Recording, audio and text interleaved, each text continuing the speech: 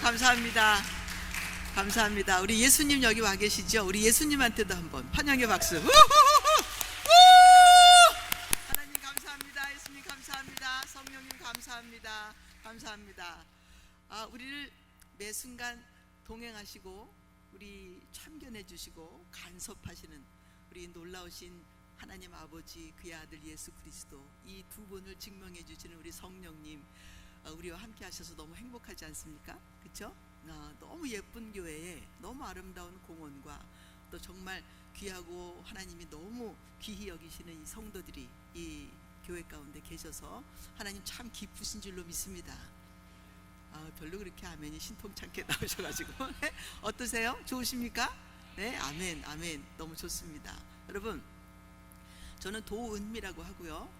저에 대해서 가짜 정보가 여기 좀 나와 있는데 어떤 정보냐면 어디 써 있던데. 여기 보니까 미국 플러신학교 선교학 박사라고 이렇게 나와 있고 결혼과 가정치료학 이렇게 나와 있는데 저는 선교학 석사이고요. 결혼과 가정치료학 박사입니다. 그래서 여기 이렇게 박사, 석사 이게 좀 잘 헷갈려 써 있기 때문에 제가 이것을 정정합니다. 한국에 있는 두란노 아버지 학교를 제가 창설했고요. 그다음에 1995년서부터 시작해서 가정사역을 하고 있기 때문에 거진 30년 지금 가정사역자로 일하고 있습니다. 여러분, 가정에 대해서 혹시 이 교회 안에 알고 계시는 그런 언어들이 있다면 그거 다 제가 만들었어요. 모든 가정에 대한 언어를 유행시킨 사람이고, 지금 또 제가 다시 이제 일을 시작하면서 그 언어들을 다시 set of language라 그러죠. 어떤 그 언어들을 이렇게 만들어서 한 시대 또 다른 새로운 언어들이 만들어지기를 바라는 그런 마음으로 열심히 지금 일하고 있습니다. 오늘 배우실 이 상한 감정은 가치를 이긴다, 이 말도 제가 만든 말이에요. 그래서 여러분들 이 말이 얼만큼 오늘 우리가 배울 이야기 중에 중요한 정의인지 마음에 좀 새겨주시길 바랍니다. 마음이 상하면 아무리 좋은 얘기를 해도 안 들린다, 그런 말이죠. 상한 감정이 가치를 이겨요. 남편이 너무 복음에 아주 투철한 사람으로 살고 계세요. 그래서 목사님이 하는 말씀보다도 당신이 또 이야기를 시작하면 지지 않는 그런 사람이라고 생각해 보십시다. 그런데 그분이 성품이 좋지를 않아. 그래서 아내를 막대해요. 복음으로 산다고, 복음을 많이 한다고, 성경을 많이 한다고 하지만 아내를 귀히 여기지 않으면 아내가 그 복음 들을까요, 안 들을까요? 안 들어요. 그렇죠? 절대로 안 듣습니다. 혀를 내밉니다. 이렇게. 절대로 듣지 않아요. 왜요? 상한 감정이 가치를 이기니까. 아내가 열심히 새벽 예배 나가고 수요 예배 나가고 금요 예배 나가고 기도 열심히 하고 그냥 부르짖고 기도하고 통성으로 기도하고 눈물 흘리며 기도하고 간청을 하고 이러는 분이에요. 근데 집에 남편을 딱 보자마자 야! 왜 물건을 여기다 놨어? 하고 신경질을 내는 사람이라면 여러분, 그 아내가 하는 말 안 듣습니다. 맞죠? 상한 감정이 뭐라고요? 가치를 이겨요. 네, 상한 감정이 가치를 이겨요. 내 마음이 상하면 나라가 얼마나 귀한 일을 하고 있는지 상관없이 저것들 이것들 하게 됩니다. 부모님도 아무리 자식을 위해서 애를 쓰셨다 할지라도 그분들이 남겨놓으신 말, 언행 이런 것들이 우리의 마음을 상하게 했으면 아무리 돈을 많이 물려줬어도 내가 돈 때문에 니들한테 욕은 안 하겠지만 니들이 얘기한 거 그대로 내가 살지 않을 것이다 라고 하는 반감의 마음, 반역하는 마음, 13번 이런 단어들이 우리 속에 있단 말입니다.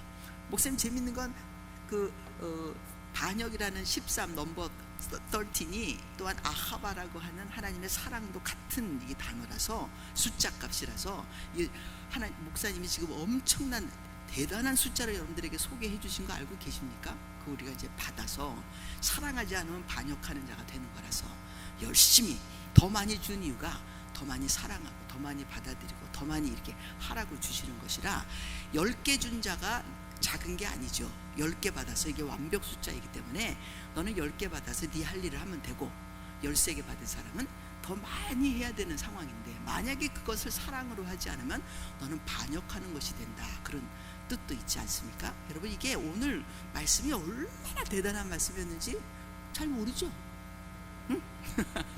그리고 또 목사님한테 또 마음이 상한 사람이 있으면 아무리 좋은 말을 해도 안 들립니다. 왜? 상한 감정이 가치를 이기니까. 자, 그래서 제가 이제 칠판도 써야 되고 마이크도 써야 되는데 움직일 수 있는 마이크 좀 하나 주시겠습니까? 여기요. 네, 이렇게. 오케이. 좀 해보도록 하겠습니다. 가만히 서 있으면 제가 잘 말을 못해요. 왔다 갔다 왔다 하면서 말을 해야지. 그래야 더 말들이 더 잘 나올 수도 있습니다. 여러분, 제가 이제 시작하기 전에 무엇부터 얘기하고자 하냐면 성경에 두 번째 사람을 만드셨을 때, 우리가 보통 얘기하는 여자를 만드셨을 때 남자의 갈빗대를 가져다가 만들었다라고 써 있죠. 맞습니까?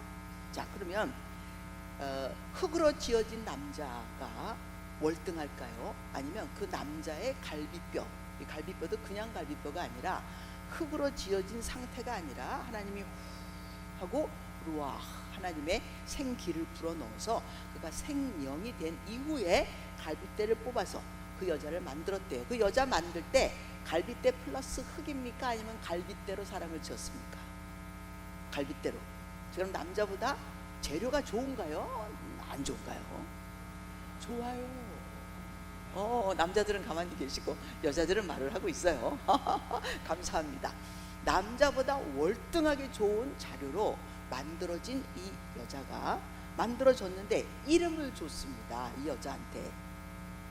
아담이 뭐라고 이름을 줬죠? 응? 네, 하와라고 이름을 준 것은 죄 짓고 난 다음에 아담이 자기 아내에게 준 이름이고, 자기가 처음 만났어요. 여호와 하나님이 그 여자를 데리고 왔습니다. 그랬더니 이 남자가 그 아내, 그 여자 두 번째 사람에게, 그 여자도 사람인 건 아시죠? 네? 그래서 그 여자도 아담인 건 아시죠? 왜냐하면 아담이라는 단어는 그냥 이름이 아니라 히브리 말로 사람이라고 하는 뜻을 가지고 있으니 이 두 번째 사람을 만났을 때 이 첫 번째 사람이 뭐라고 그에게 이 얘기를 하냐면 내 뼈 중에 뼈요, 살 중에 살이라. 남자에게서 취하였은지. 이 시간까지 자기를 남자라고 하나님이 불렀을까요? 안 불렀을까요? 안 불렀어요. 네, 이 남자라는 이름은 이제 나오는 거예요. 자기가 자기에게 칭한 이름이에요. 남자. 그래서 남자라는 단어를 다른 말로 얘기해 보면 뼈 중에 뼈, 살 중에 살이라고 했으니까 그 여자가 뼈와 살로 된 자를 뭐라고 부른다고? 남자라고 부르고, 내 뼈 중에 뼈, 내 살 중에 살이니 너를 여자라고 칭하리라, 이렇게 얘기했어요. 자, 칭한다는 말은 그 여자에게, 그 두 번째 사람에게 이름 같은 걸 하나 줬다는 얘기겠죠. 그렇죠? 그래서 여자라는 이름 같은 것이 붙여집니다. 놀라운 것은 이 자기를 남자라고 부른 것, 그다음에 그 사람을 여자라고 부르기 전에 하나님은 이 사람을 남자라고 불러본 적이 없어요. 창세기 1장 27절 28절에 가면 하나님이 사람들에게 복을 주셔요. 26절에 우리의 형상을 따라 우리의 모양대로 우리가 사람을 만들고 하시면서 복 주시는 이야기가 나오고, 28절에 이렇게 써 있습니다. 나의 형상, 자기의 형상, 곧 하나님의 형상대로 남자와 여자를 창조하시되, 이렇게 써 있어요. 너무 재밌죠? 거기에 남자와 여자라는 단어가 나오는데, 오늘 이 모든 걸 다 설명을 할 수는 없지만 제가 이야기하고자 하는 그 두 번째 여자의 마음을 좀 말해드리려고 시작을 하고 있는데, 다음에 우리 여자하자라고 하는 프로그램이 저한테 있어요. 여자들이요 여자하자, 남자들은 남자하세요. 근데 여자들이요 여자하자라는 그런 프로그램이 있어요. 그것은 여자들이 이제 이 가정이라는 게 남자가 열심히 나가서 일은 하지만 실질적으로 아담이 쫓겨난 다음에 자기가 땅에서 이제 일을 하면서 살아야 될 때 자기 아들이 농사꾼이라, 농부라는 단어로 거기 소개가 됩니다. 농사 짓는 자라고 소개가 돼요. 원래 쫓겨나와서 농사를 짓는다면 아비가 지었어야 됩니까? 아니면 자기 아들이 지었어야 됩니까? 자기가 지었어야죠. 자기가 먹여 살려야 되는 주체 아닙니까? 그런데 누가 농사 짓는 자였습니까? 직업으로 이야기해요. 자기 자식을요. 이게 판세가 바뀌었어요. 상황이 바뀌고 시대가 바뀌고 많은 게 바뀐 상황입니다. 그래서 자기 아들을 소개할 때 직업으로 소개하는 사건이 생긴 거예요. 아들이 둘이 있는데 하나는 가인이고 하나는 아벨이다 이렇게 얘기하지 않아요. 그 첫 아이는 농사 짓는 자고 둘째 아이는 그다음에 양치는 자다 이렇게 소개되어 있지 않습니까?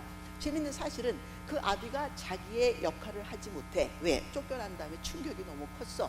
여자가 아기를 낳았는데 아기를 여호와로 말미암아 자기가 남자를 득남하였다, 득 얻었다 이렇게 써 있어요. 아들 얻은 게 아니라 남자를 얻었다라고 거기 이렇게 써 있는데 낳았다라고 하는 단어를 쓰지 않습니다. 거기는 얻었다라고 하는 단어를 사용하고 있어요. 그러므로 남편이 아무것도 안 했다 그 얘기를 해주려고 그러는 거라는 것도 알고 계십니까? 재미있는 건 아기를 낳는데 아기 낳기 위해서 열심히 밤 운동은 한 것 같은데 그 아기를 갖고 그 아기를 만 9개월 동안 배 안에서 그 아이가 성장하도록 하는 모든 것과 아기를 낳는 모든 과정에 여호와로 말미암아 여호와가 없었으면 내가 이 일을 어떻게 할 것인가를 몰랐다라는 뜻으로 거기 써 있는 언어들입니다. 그러므로 자기 자식을 하나 낳았는데 이 자식하고 먹고는 살아야 되겠는데 남편은 쫓겨난 충격으로 왜 여러분 PTSD라고 알고 계시죠? 충격을 받아가지고 이게 방구석에서 문 닫고 들어가서 안 나와. 알아들으셨나 몰라. 아버지의 부재, 남편의 부재 이런 집이었던 거죠. 이 아내가 너무 재밌는 거예요. 이 아내가요, 자기 아들을 데리고 먹고 사는 것을 해결하는 그런 상황인가 보죠. 그쵸? 그 아비가 가르쳐준 농사가 아니라 어미가 가르쳐준 농사일 수 있어요. 그런데 재밌는 건 이렇게 엄마하고 아버지하고 둘이서 남편과 아내로 살지 않으면 제가 나중에 이제 그림으로 그려드릴 테지만 엄마가 자기 남편하고 사이가 안 좋으면 누구하고 짝짓죠? 아들하고 짝져요. 그래서 아들을 자기 남편 삼아, 자기 친구 삼아, 자기 재산 삼아, 자기 인생 삼아 이렇게 살고 있지 않습니까? 이제 시작한 거니까 그림을 그려보도록 하겠습니다. 자, 그러므로 우리 원래는 남편과 아내가 이렇게 둘이서 동등한 라인에 이렇게 있어요. 둘이 한 몸을 이룰지로다. 한 몸이 하나는 높고 하나는 낮을 수는 없다는 것도 알고 계시겠죠? 네? 오케이. 목사님은 그렇게 안 가르치시나요? 대답을 잘 안 해갖고 제가 지금 자, 남편과 아내입니다. 여기 자식을 낳았어요. 그런데 둘이서 사이가 좋지를 않아요. 혹시 여기 가정사역자가 왔는데 남자를 세모나게 그리고 여자를 별표로 그리고 그러면 그 사람은 짝퉁이에요. 아시죠? 이렇게 그려야 돼. ABCD가 있는 것처럼 이렇게 그려야 되는데 이 남편이 아내하고 사이가 좋지 않아요. 그러면 이 아내가 자기 아들을 소환시켜서 자기 옆에다 이렇게 붙입니다. 너무 놀랍죠? 네가 내 인생이고 네가 내 사랑이고 네가 내 소망이고 네가 내 미래고 네 애비 없어도 내가 살지만 너 없이는 못 산다. 이 애미가 어떻게 살아왔는지 네가 알지. 너 애미한테 잘해야 돼. 이 엄마가 뼈를 깎는 아픔, 피를 토하는 아픔을 다 지나가면서 내가 너 하나 키웠다. 아마도 그 하와라고 이름한 그 여자가 하와라, 산자의 어미라고 하는 그 여자가 자기 자식을 낳아서 무슨 소망이라도 하나 있을까봐 싶어서 굉장히 그 아들한테 엄청난 투자를 했었던 것 같아요. 그래서 아들이 자리로 올라오는 그런 사건. 근데 문제는 뭐냐면 여기서 결혼을 이렇게 해야 되는데 여기서 결혼을 해야 돼서 여기서 자기가 집 짓고 살아야 되는데 여기서 집 짓지 않고 자기 엄마하고 여기서 집을 졌다는 사실이죠. 이 아들이 결혼을 하면 여기서 결혼을 하게 된다는 사실도 알고 계십니까? 그런데 이 여자가 이 집에 결혼해서 와보니 남편의 아내가 있어.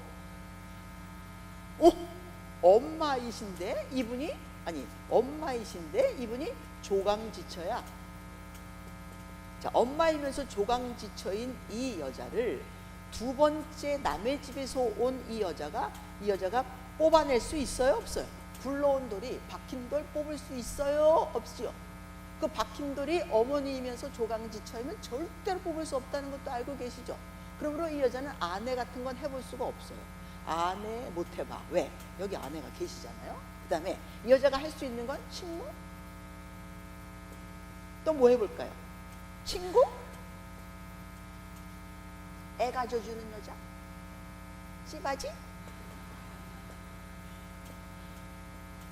뭐 이런 거 해야 돼. 이런 거. 다른 거는 아내를 해야 되는데 아내를 못하는 그런 상황이 된다. 그러므로 이 집이 엉망진창이 되죠. 결혼을 여기서 했어. 그랬더니 여기서 자식을 하나 낳으면 또 이 어머니 하시는 말씀, 아이고 내 자식이, 아이고 내 자식들, 누구하고 낳은 자식이 됐는지는 보이십니까?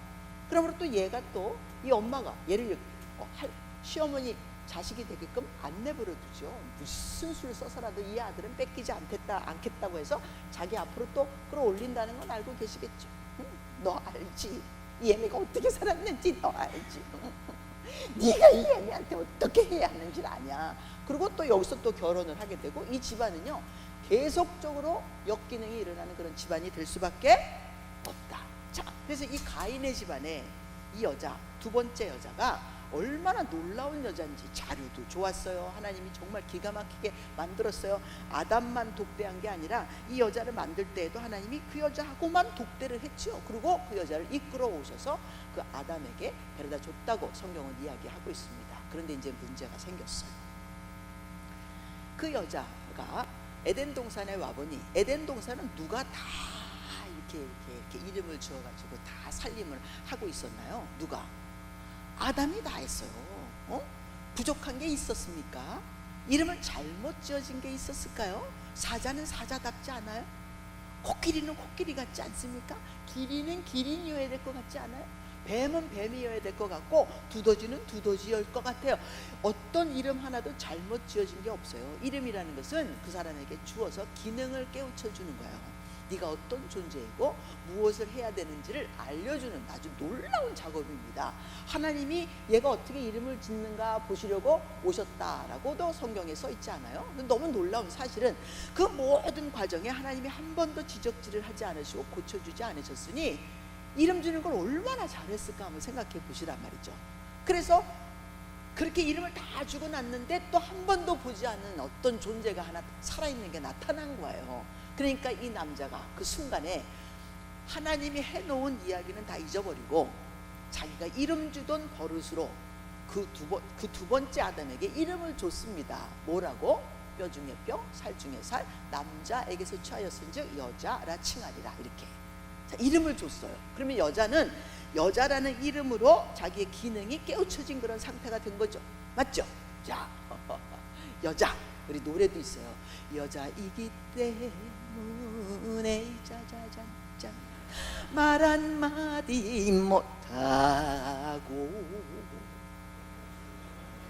참아야 한다기에 눈물로 보냅니다. 여자의 일생. 그렇잖아요. 그렇죠? 이게 여자야. 그러니까 여자라는 단어 하나 때문에 이게 지금까지도 여자가 자기 기능이 뭔지를 깨우치지 못했다는 거죠. 자, 그런데 이 남자는 들은 단어가 하나 있어요. 그 여자에 대해서, 자기가 여자라고 이름 준 그 존재에 대해서 하나님이 뭐라고 하시냐면 아담이 독처하는 것이 좋지 못하니 내가 그를 위하여 돕는 배필을 지으리라. 아담이 홀로 있는 것이 좋지 못하니 내가 그를 위하여 에셀을 지으리라 라고 하는 단어가 에셀이라고 하는 단어가 거기 나와 있어요. 자, 그러니까 자기가 두 번째 사람을 봤을 때 내가 홀로 있어서 하나님이 나에게 붙여주신 에셀이구나. 그랬어야지 이 여자가 에셀의 기능을 깨닫고 에셀 짓을 했을 거예요. 그런데 여자, 남자라는 단어를 줬으니까 이 여자라는 남자라는 단어가 이샤와 이시라고 하는 단어예요. 우리 여자자에서 우리 여자에 대한 이야기를 해줄 때 여러분 반드시 좀 우리 그런 게 열리면 좀 와서 들으시기 바래요. 남자는 오면 안 되는가? 오면 안 되겠어요. 당연하게 여자하자에 남자가 오셔야 남자들이 여자가 뭔지 알 수 있는 그런 좋은 기회가 될 것이고, 그 모임은 성경에 대한 이야기만 하는 게 아니라 여자들이 갖고 있는 어려운 점들, 상담가 찾아가기도 뭐하고 누구한테 가서 친구한테 물어보자니, 여러분 사건이 있을 때 친구한테 말하면 안 된다는 것도 알고 계시죠? 몰랐나? 그게요, 잘못 어드바이스를 주면 길을 잘못 잡고 방향이 잘못돼서 목적을 잘못 얻는 그런 경향들이 생겨요. 그래서 이렇게 오면 손 들고 이야기를 하든지 종이 쪽지에다 써주든지 그러면 제가 그 자리에서 직접 문제풀이를 해드려요. 그래서 아주 재미있는 그런 모임입니다. 여러분들 우리 교회에서도 그런 일들이 한번 일어날 수 있기를 간절히 바라는 마음이고요. 자, 그래서 이 여자가 이름이 잘못 깨우쳐졌기 때문에 자기 기능을 잘못 알게 된 거예요. 남자에게서 취하였으니 여자라 칭하리라 했으니까 남자에게 존속된 상황인 건 알고 계시겠죠. 네? 그런데 남자와 여자가 둘이 한 몸을 이룬다는 것은 누구에게 존속돼서 너는 큰 자고 나는 작은 자를 그 안에 한 파트를 차지하는 여자로 만들어진 것은 아닌데, 여자라는 단어 자체가 남자에게서 취하였은즉 너를 여자라 칭하리라 했으니까 본체가 누구라는 거예요? 남자라는 거잖아요. 그러니까 남자와 여자의 관계에 문제가 생겨요. 어떻게? 이름이 이쉬 남자고요, 여자 이샤라고 하는 여자의 이름인데, 저희가 브라질에서 40몇 년 살다가 나왔어요. 브라질은 모든 명사가 다 남자 명사 여자 명사 두 남성 여성으로 갈립니다. 여러분 바울이라고 하는 단어가 포르투게스로 파울로라고 하는 단어예요. 스페니쉬도 마찬가지입니다. 파울로. 그래서 상파울로 그렇게 하면 무슨 뜻이냐면 센폴이라고 하는 도시의 이름이 되는 거죠. 센폴, 성바울의 도시다, 그런 뜻입니다. 그런데 이 파울로라고 하는 이름을 여자화하려면, 딸아이가 태어났는데 이 바울의 이름을 주고 싶어. 우리 브라질은 가능해요. 우리는 여자애한테 바울 이렇게 부르지 않지 않습니까? 그렇죠? 근데 거기는 부를 수 있어요. 왜? 파울로는 남자고 파울라는 여자니까. 응? 근데 재밌는 건 이 히브리 말도 남성 여성이 이렇게 직접적으로 있는 건 아니어도 말 자체가 이쉬 그러면 남자고 이샤 그러면 여자예요.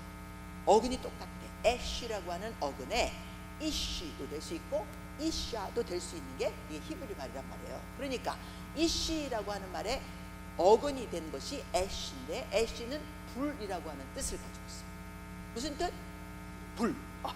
그러니까 이 육과 뼈와 살로 된 육체인 나, 뼈와 살로 된 육체인 너, 둘이서 뼈와 살로 만났다, 그런 뜻이 이 단어의 뜻인데, 이것을 우리는 굉장히 로맨틱하게 만들어서 내 뼈 중에 뼈여 살 중에 살이라, 남자에게서 취하였은즉 여자라 칭하리라 이러면서 사랑의 고백으로 알고 계시는데, 그 사랑의 고백이 아니에요.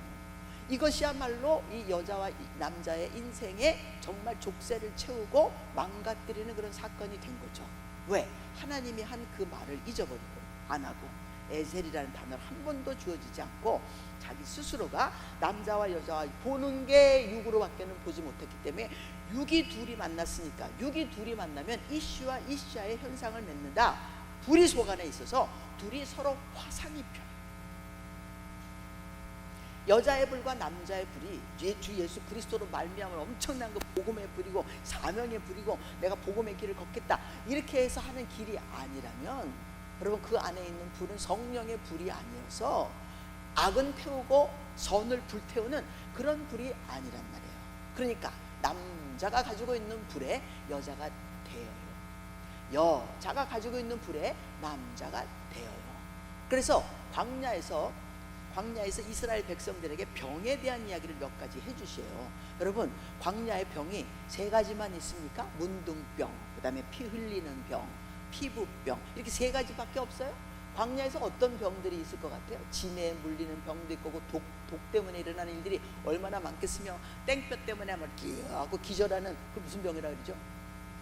그거요. 그거 하고 또 얼마나 많겠어요. 그런데 이런 많은 병들은 이야기하지 않고 딱 세 가지 병을 얘기하는데, 이 세 가지 병들이 다 이유가 있는 병들이에요.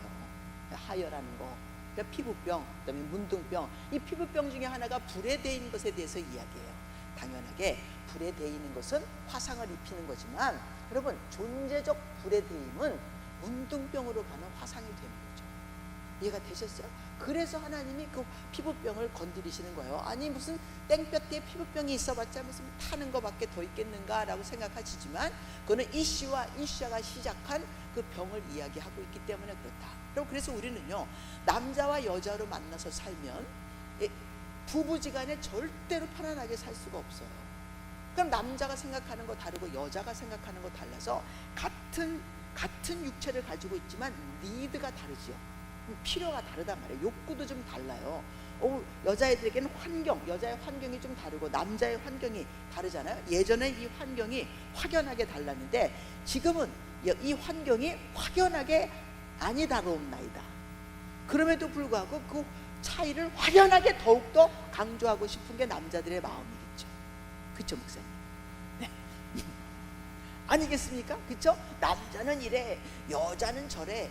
가정사역자들 중에서도 얼마나 둘이 공통점을 가지고 있는가, 하나님 안에서 얼마나 한 몸인가, 이것을 강조하기보다 차이를 많이 이야기하시는 분들이 계세요. 그래서 남자들은 뭐 금성에서 왔대나, 여자들은 화성에서 왔대나 이러면서 서로 다른 점들을 계속 얘기하고 성격의 차이를 계속 얘기하고, 그래서 차이가 있으니까 서로 이해해야 된다. 여러분, 차이가 있는 건 이해가 안 됩니다.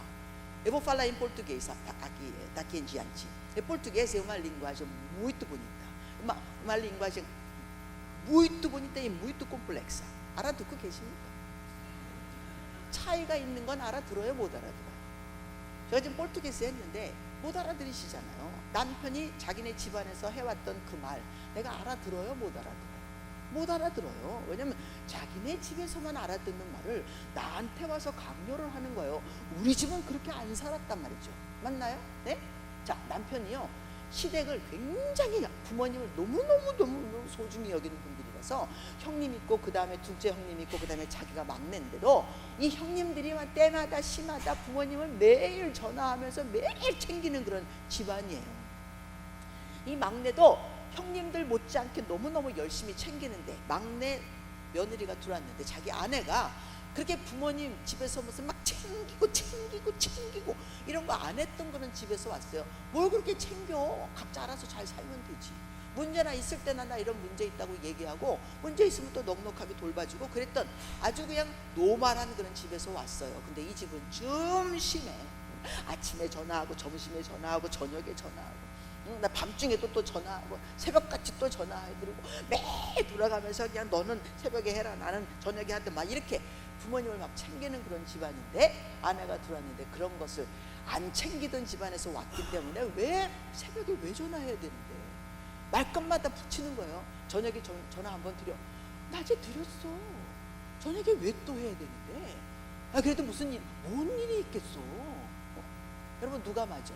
자, 남편이 맞다. 손 들어보세요. 한 명도 안 들었어요, 목사님. 아내가 맞다.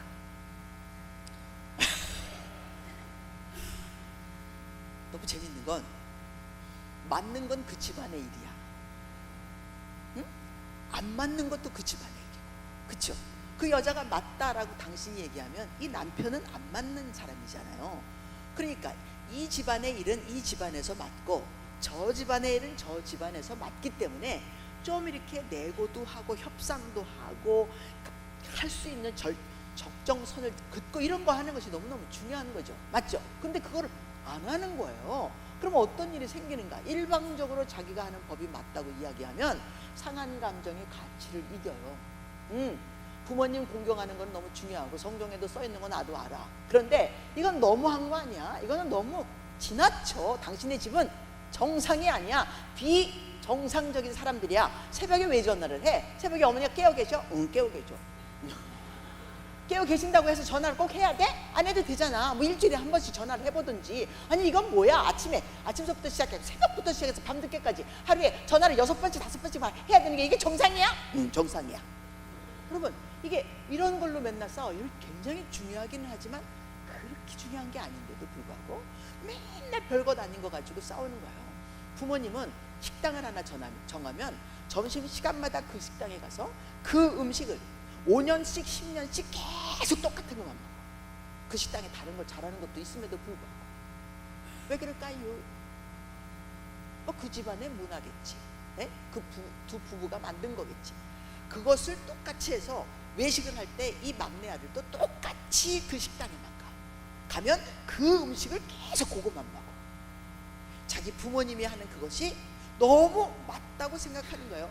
아내는 여보 나 오늘은 그거 먹, 아니 외식 한 달에 한두 번밖에 안 하는데, 아니 오늘도 또 그 집에 또 가는 거야? 그럼 외식은 그 집이지. 이렇게 정해진 사람이에요. 맞아요? 틀려요? 맞아요. 누구에게? 그 사람에게.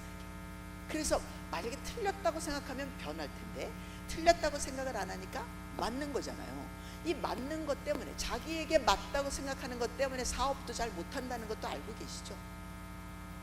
사업은 누구한테 맞춰야 돼요? 자기한테 맞춰야 돼요? 아니면 자기가 누구의 대상한테 맞춰야 돼요? 대상한테 맞춰야 돼요. 자기한테 맞춰서 하니까 이게 잘 안 되는 일들이 얼마나 많이 있냐 말입니다. 저희 브라질에도 성도들이 꽤 많으신 분들이 교회에 오셨었는데, 한 1000명이 정도 이렇게 넘으면 목사가 누구에게 맞춰야 되는지 잘 몰라요. 그렇죠?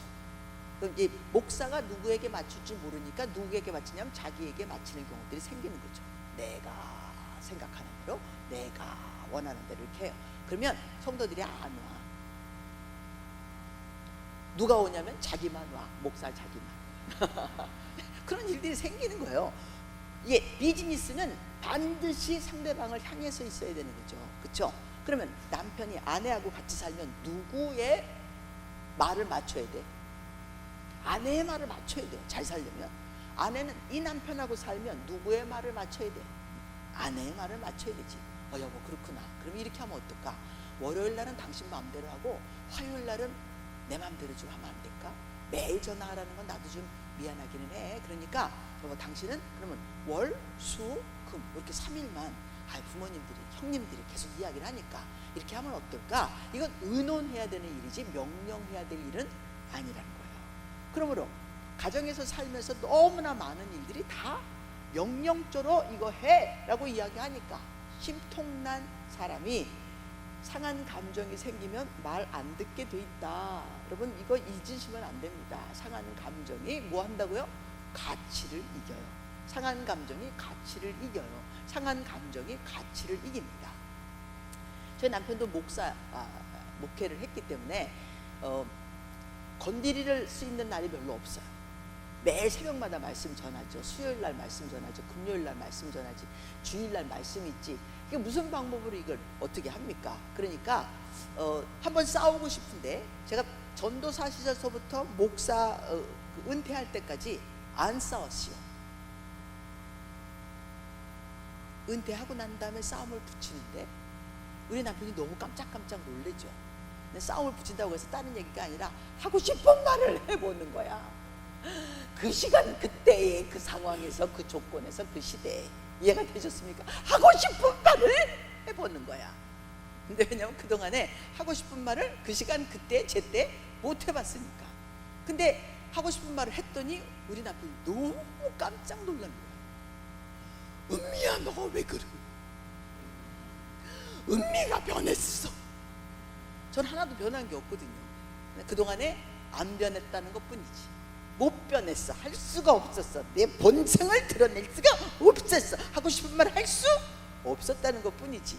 그래서 하고 싶은 말을 제때 했더니 우리 남편이 놀래가지고 상한 감정이 생기기 시작하고, 나 또한 40몇 년 동안 상한 감정이 생겼으니까 가치를 이기는 사건들이 생기더라. 이해가 되셨어요? 에이 때려쳐, 하지 말지 뭐, 이런 말이 나와. 그래 알았어, 만 살면 될 거 아니야. 이런 말 절대로 하지 않아야 되는 말들이 한 번씩 이렇게 튀어나오더라.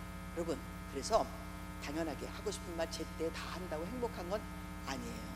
그렇게 하면 안 됩니다. 그럼에도 불구하고 둘이서 적당한 선을 긋고 턱을 넘어가면 안 되고 있잖아요. 두 사람이 지켜야 될 그 법들을 지켜가면서 우리가 해야 되는데, 상한 감정이 생기면 그것이 안 된다. 자, 에덴 동산에서 이 여자가 선악을 알게 하는 남의 실과를 딱 보자마자 이렇게 생각합니다. 먹음직도 하고 보암직도 하고. 이것까지는 하나님이 얘기하신 거예요. 먹음직하다, 보암직하다. 그 다음에 이 여자가 거기에 인설트, 자기가 삽입한 말이 있어요. 지혜롭게 할 만큼 탐스럽다. 자, 이 여자가 왜 지혜를 탐했을까요? 왜 지혜가 필요했을까요? 뭐 때문에 그랬을까요? 사람은요, 부족이라는 부분이 생기면, 이 부족이 결핍감으로 나타나면, 부족이 부족감으로 만들어지면, 이 부족한 것을 무슨 방법으로라도 채워야 하는 그런 자기의 욕구, 자기의 필요, 이런 것들이 생깁니다. 부족이 없으면 욕망 같은 것도 생길 필요가 없는 거예요. 내가 먹고 사는 게 아무 문제가 없어. 여러분, 과일나무 이렇게 따먹기만 하면 된다면 과일나무가 풍성해. 때 맞춰서 아무것도 부족한 게 없어. 떨어져서 땅에서 썩고 있어. 그러면 내가 먹을 것을 위해서 탐이 일어날까요? 안 일어날까요? 안 일어납니다. 요새 우리가 왜 이렇게 먹는 거, 생존하는 거, 입는 거, 자는 거, 집, 뭐 의식주 이런 것에 대해서 왜 이렇게 탐심이 일어날까요? 왜냐하면 가난해지는 것이 너무너무 두려워서 그래요. 맞나요? 네? 지금 우리는, 한국은요, 수치감이라고 하는 그 문화적 정서에서 벗어나서 우리는 죄책감이라고 하는 문화적 정서 속으로 들어간 상황이에요. 오늘은 그런 얘기를 해드릴 수 있는 시간은 없지만, 그러므로 죄책감이라는 것은 죄를 책임지는 감, 그런 느낌, 그런 자기의 정서를 이야기하고 있는데, 우리가 죄를 책임지는 그러한 정서적 문화 속에 있습니까? 없습니까? 그냥 그렇게 보기만 해도 죄는 어떻게 하든지 피해가야 하는 사건인 건 알고 계시죠? 내가 죄를 저질렀어도 죄인이 되면 안 된다는 문화 속에 있다는 건 알고 계시죠? 어머, 저 사람 국민의힘인가 봐 이러지 마세요. 제가 아닙니다. 어머, 저 사람 그럼 민주당인가? 아니에요. 저는 우파입니다. 왜 우파냐면 예수가 하나님 오른편에 앉아 계시니까. 응? 나는 우파밖에 없어. 난 좌파가 없어요. 하나님은 좌파가 없으세요. 왼쪽 팔에 아무도 안 앉아 있어. 거긴 아무도 없어요. 오른쪽만 계시는 분이에요. 알고 계시죠? 나는 그래서 좌파 우파를 물어보면 난 우파입니다 이렇게 얘기해. 왜? 우파밖에 없으니까. 근데 나보러 이런 얘기를 하면 갑자기 사람들이 머릿속에 좌파인가 우파가 자꾸 이렇게 생각하시는데, 그런 거 하지 마시고 그냥 좀 들어봐 주시면 좋겠어요. 지금 문화가 죄책감 문화로 옮겨갔는데, 변질된 죄책감 문화에서는 뻔뻔한 게 능력이에요. 저희 그것도 책도 써서 이제 좀 이따 나오기는 할 겁니다. 뭐라고요? 뻔뻔한 게 능력이야. 죄를 안 짓는 게 능력이 아니고, 죄를 지어도 죄인이 되지만 않으면 되기 때문에 모든 힘과 권력과 돈과 부와 이 모든 것들이 자기가 죄가 인이 아닌 것을 증명해주는 도구로 사용할 수 있도록 내가 그 권력만 쥐고 있으면 되는 거예요. 내가 누구를 지정해서 이야기하는 게 아니라, 미국도 그랬고 로마도 그랬고 모든 그리스도 그랬고 모든 선진국 G1이 망한 이유가 그래서 망했거든요. 모든 부자 나라는 다 망했다는 거 알고 계십니까? 알고 계시죠? 우리나라도 지금 선진국 된 지 4년밖에 안 됐는데 4년 차에 이미 벌써 망하고 있어요. 알고 계세요? 선진국은 4년인데 악한 문화는요 100년 된 것처럼 지금 들어와 있어요. 응? 그러니까 우리는 부자 돼보지도 못하고 이 쫄보에서 끝납니다. 우리를 끝나게 돼 있어. 왜냐하면 이 모든 것들이 부자 되면 우리 아이들이요 밖에 나가서 노동하는 걸 싫어해. 우리나라는 건강하려면 70%가 제조업에 있어야 돼. 뭐 한 30% 정도가 머리 쓰는 사람들이어야 되고, 테이블 앞에서 앉아서 타이핑 치는 사람은 30%면 족한 거예요. 70%가 쓸고 닦고 만들고 자르고 이런 거 조제하고 이걸 그렇게 만들어 놓은 것들을 어떻게 그것을 실제화하는가, 거기에 70%가 필요해. 근데 우리는 70%, 80%, 90%가 앉아서 이거 하고 있으니까 외국인들 계속 데려다가 우리나라에 돈 얼마나 많이 밖으로 나가고 있는지는 알고 계시죠? 내가 지금 이런 말 하려고 한 건 아닌데. 그럼에도 불구하고 이 부족분이라는 게 사람에게 결핍성을 만들어주고, 그 결핍성이 무엇을 만드냐면 필요 때문에 욕구를 만들고 욕망을 만들고 탐심을 만드는 거예요. 그러니까 이 여자가 그 동산에 와가지고 왜 그 과일을 보면서 지혜롭게 할 만큼 탐스럽기도 한 나무라고 왜 그렇게 생각하게 됐을까요? 누가 한번 얘기 한번 해보세요. 라고 제가 이야기하겠지만 아무도 얘기 안 해도 괜찮습니다. 이해가 되셨죠? 제가 혹시 뭘 물어보면 입 다물고 가만히 계시면 돼요. 그럼 제가 대답을 다 해드릴 거예요. 그 여자 속에 자기가 탁월한 존재인 것은 알겠는데 에덴 동산에 왔는데 할 수 있는 게 아무것도 없는 거예요. 자기한테 주어진 뭐가 없어. 기능이 깨어져야지 뭘 할 텐데, 육이라고 했으니까 자기도 쓸고 닦아야 될 것 같은데 에덴 동산을 살림해 놓은, 완벽하게 살림해 놓은 아담이 있어갖고 아담 뒤를 쫓아다니면서 어머 이거는 뭐예요, 어머 저거는 뭐예요, 어머 이건 어떻게 해야 되는 거, 이런 거나 물어봐야 되는 그런 상황이 된 거예요. 아는 게 하나도 없는 거죠. 어느 날 보니까 여기서 물이 이렇게 흘러가. 그래서 물어봤어요. 여보 이 물이 여기서 나오는데 이건 뭐야? 그랬더니 그건 오줌이야. 저기 가서 싸. 이렇게. 이야기해줘야 되는 것처럼 모든 순간 자기 남편에게 물어와서 이 생활을 해야 되는 그런 상황이죠. 여기에 그냥 하나 곁들여 볼게요. 그러므로 하나 볼까요? 살림을 누가 더 잘할까? 여자가 잘할까? 남자가 잘할까? 당연히 남자가 잘하죠.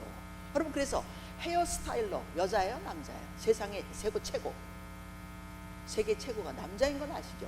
네, 패션 디자이너 세계 최고 남자인 건 아시죠? 그렇죠?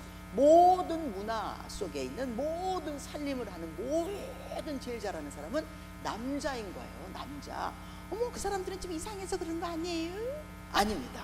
그 사람들이 훨씬 잘하는 거예요. 남자가 잘하게 돼 있어요. 안 해봐서 그렇지. 그 근성 자체가 살림꾼입니다. 그래서 회사에 다니면서 하시는 게 뭐예요?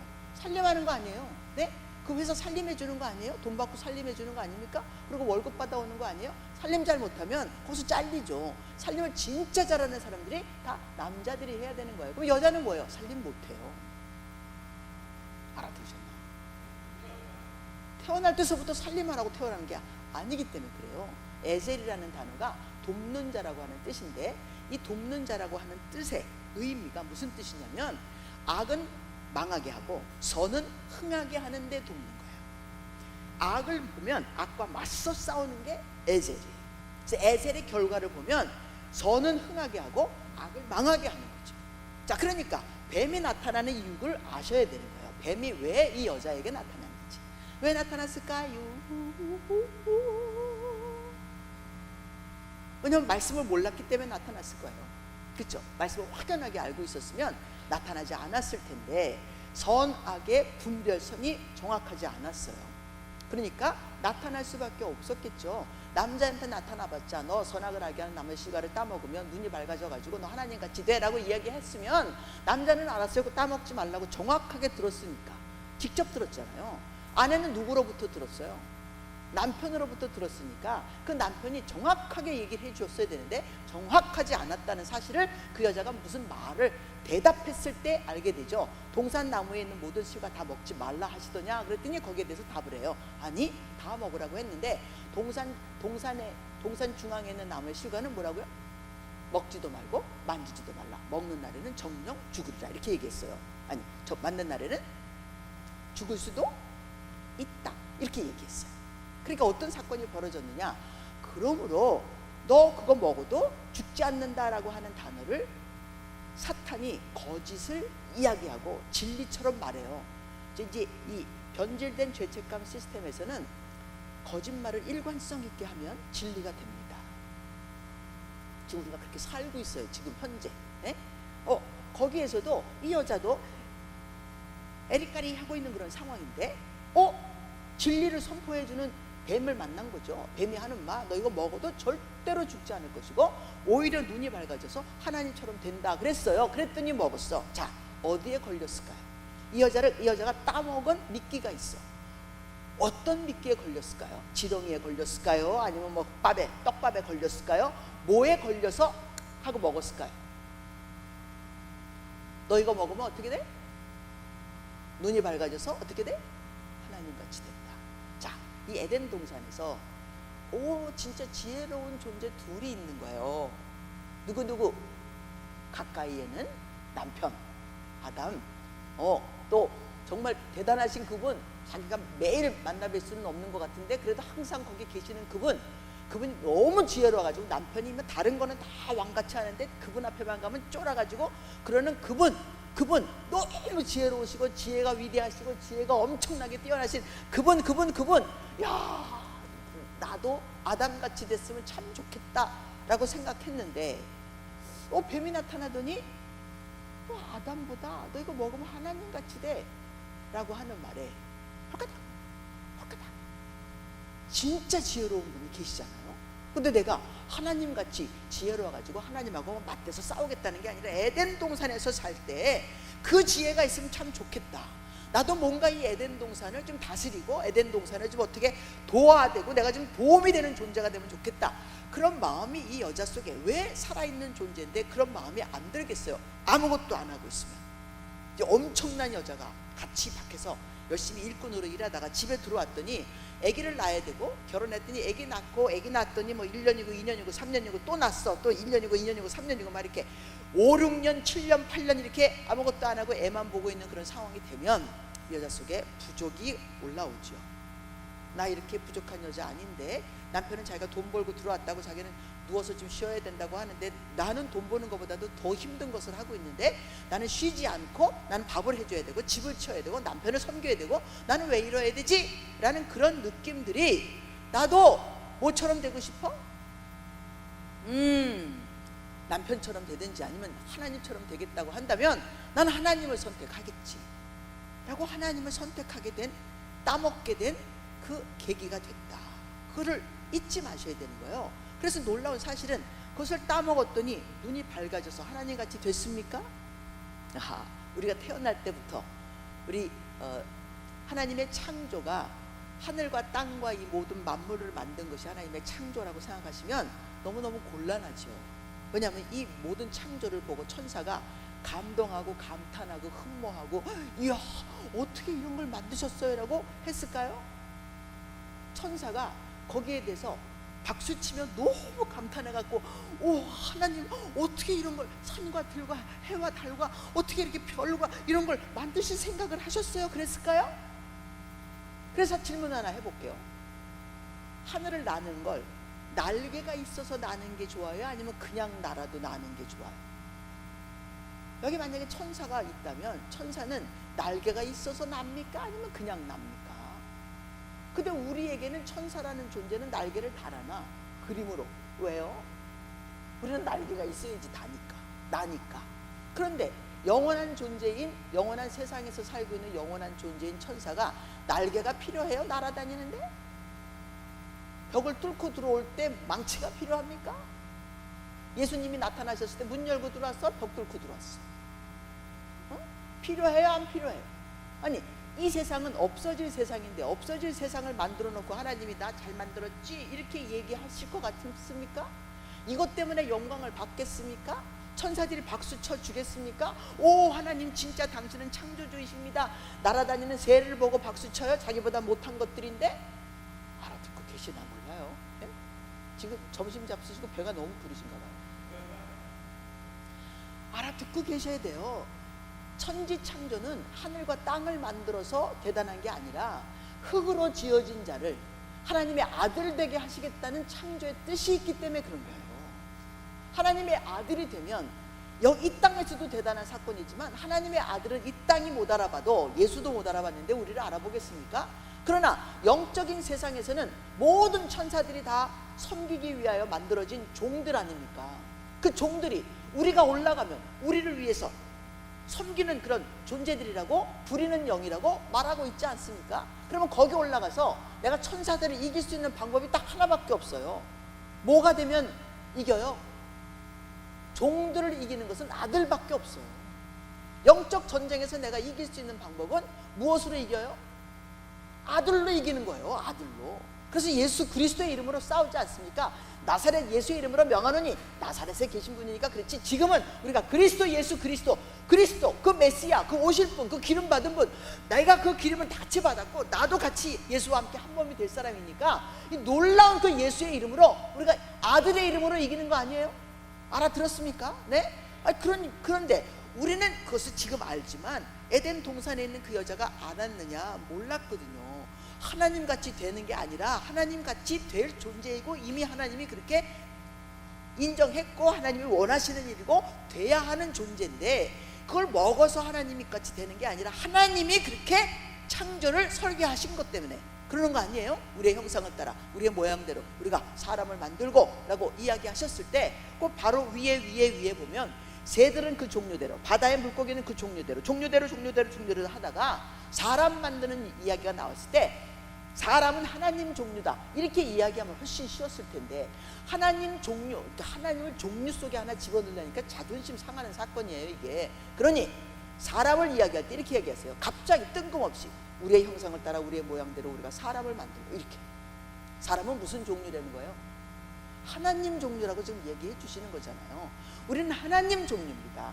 그래서 이거는요, 나중에 우리가 죄를 졌기 때문에 예수가 십자가에 못 박혀 돌아가시고 난 다음에 예수를 믿으니까 내가 구원받는 거, 그때 가서 하나님이 그때 가서 무슨 뭐 갑자기 사건이 생기니까 거기서 무슨 뭐 마무리를 하시려고 갑자기 만들어낸 아이디어가 아니라는 거죠. 언제 만들어내셨어요?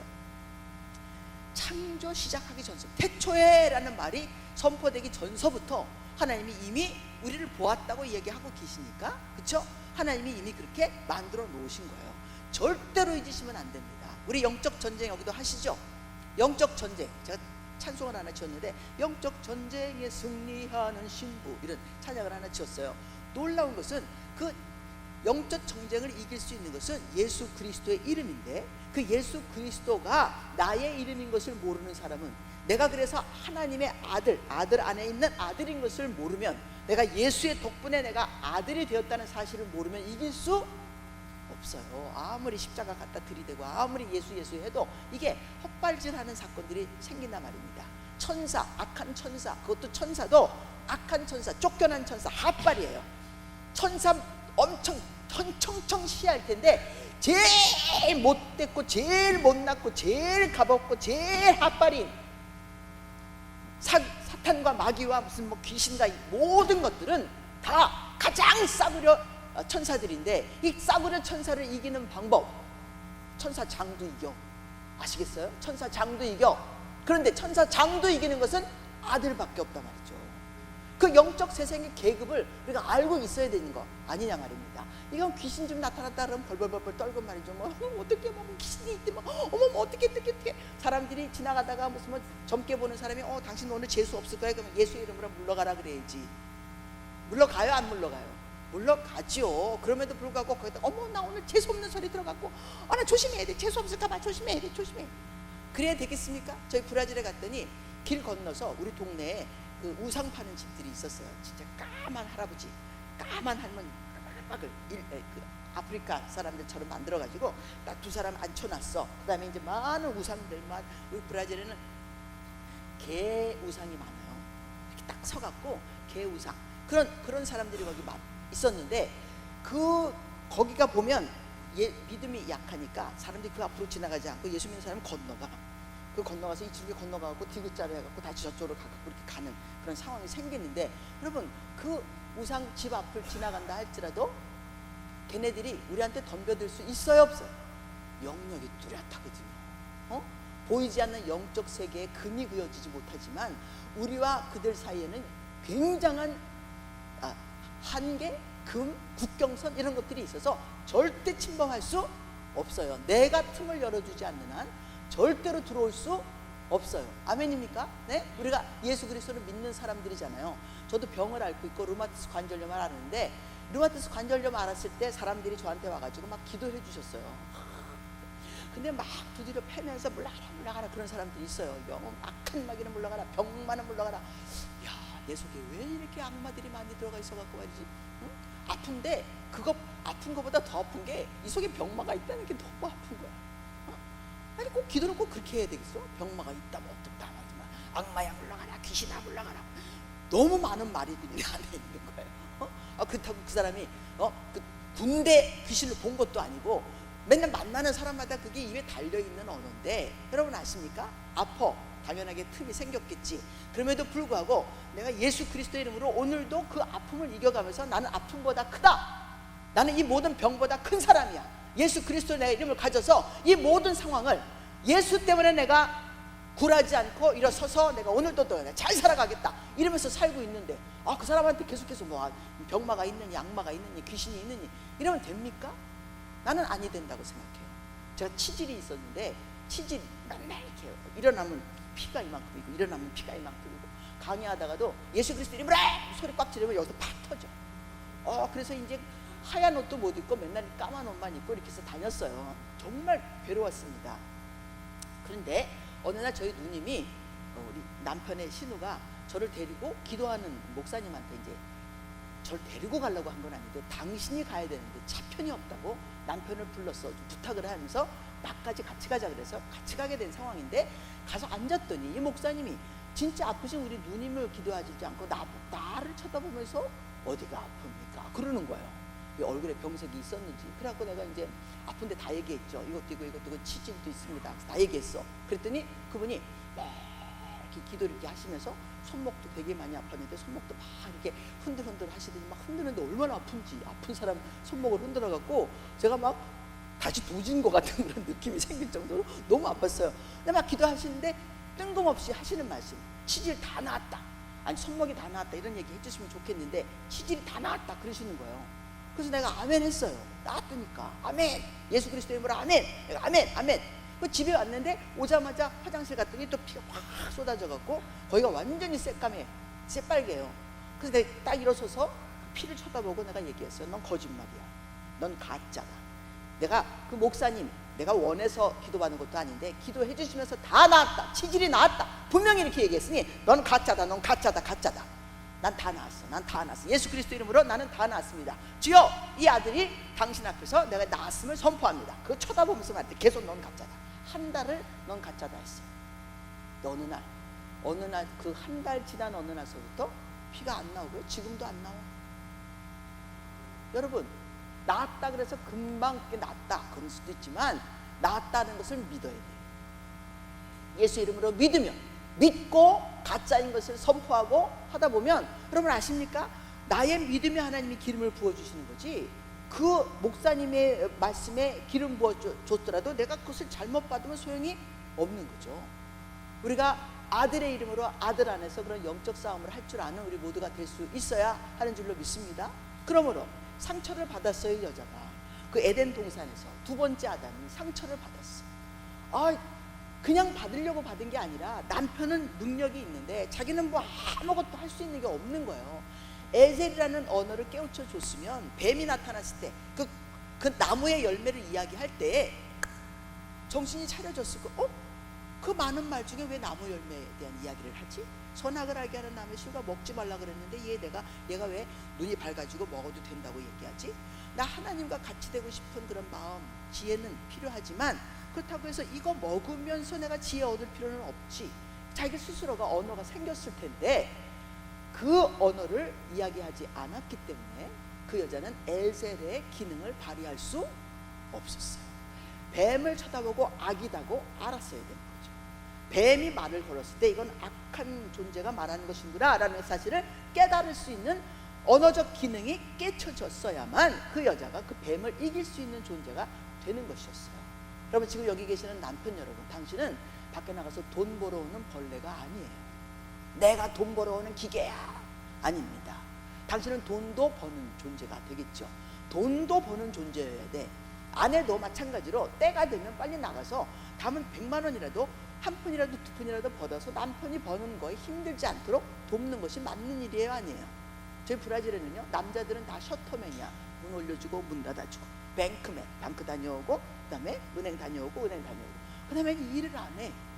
그건 옷을 만드는, 거진 99%가 옷 만드는 데 종사하고 살고 있는데, 옷 만드는 건 여자가 하는 일이래나 어쩐대나.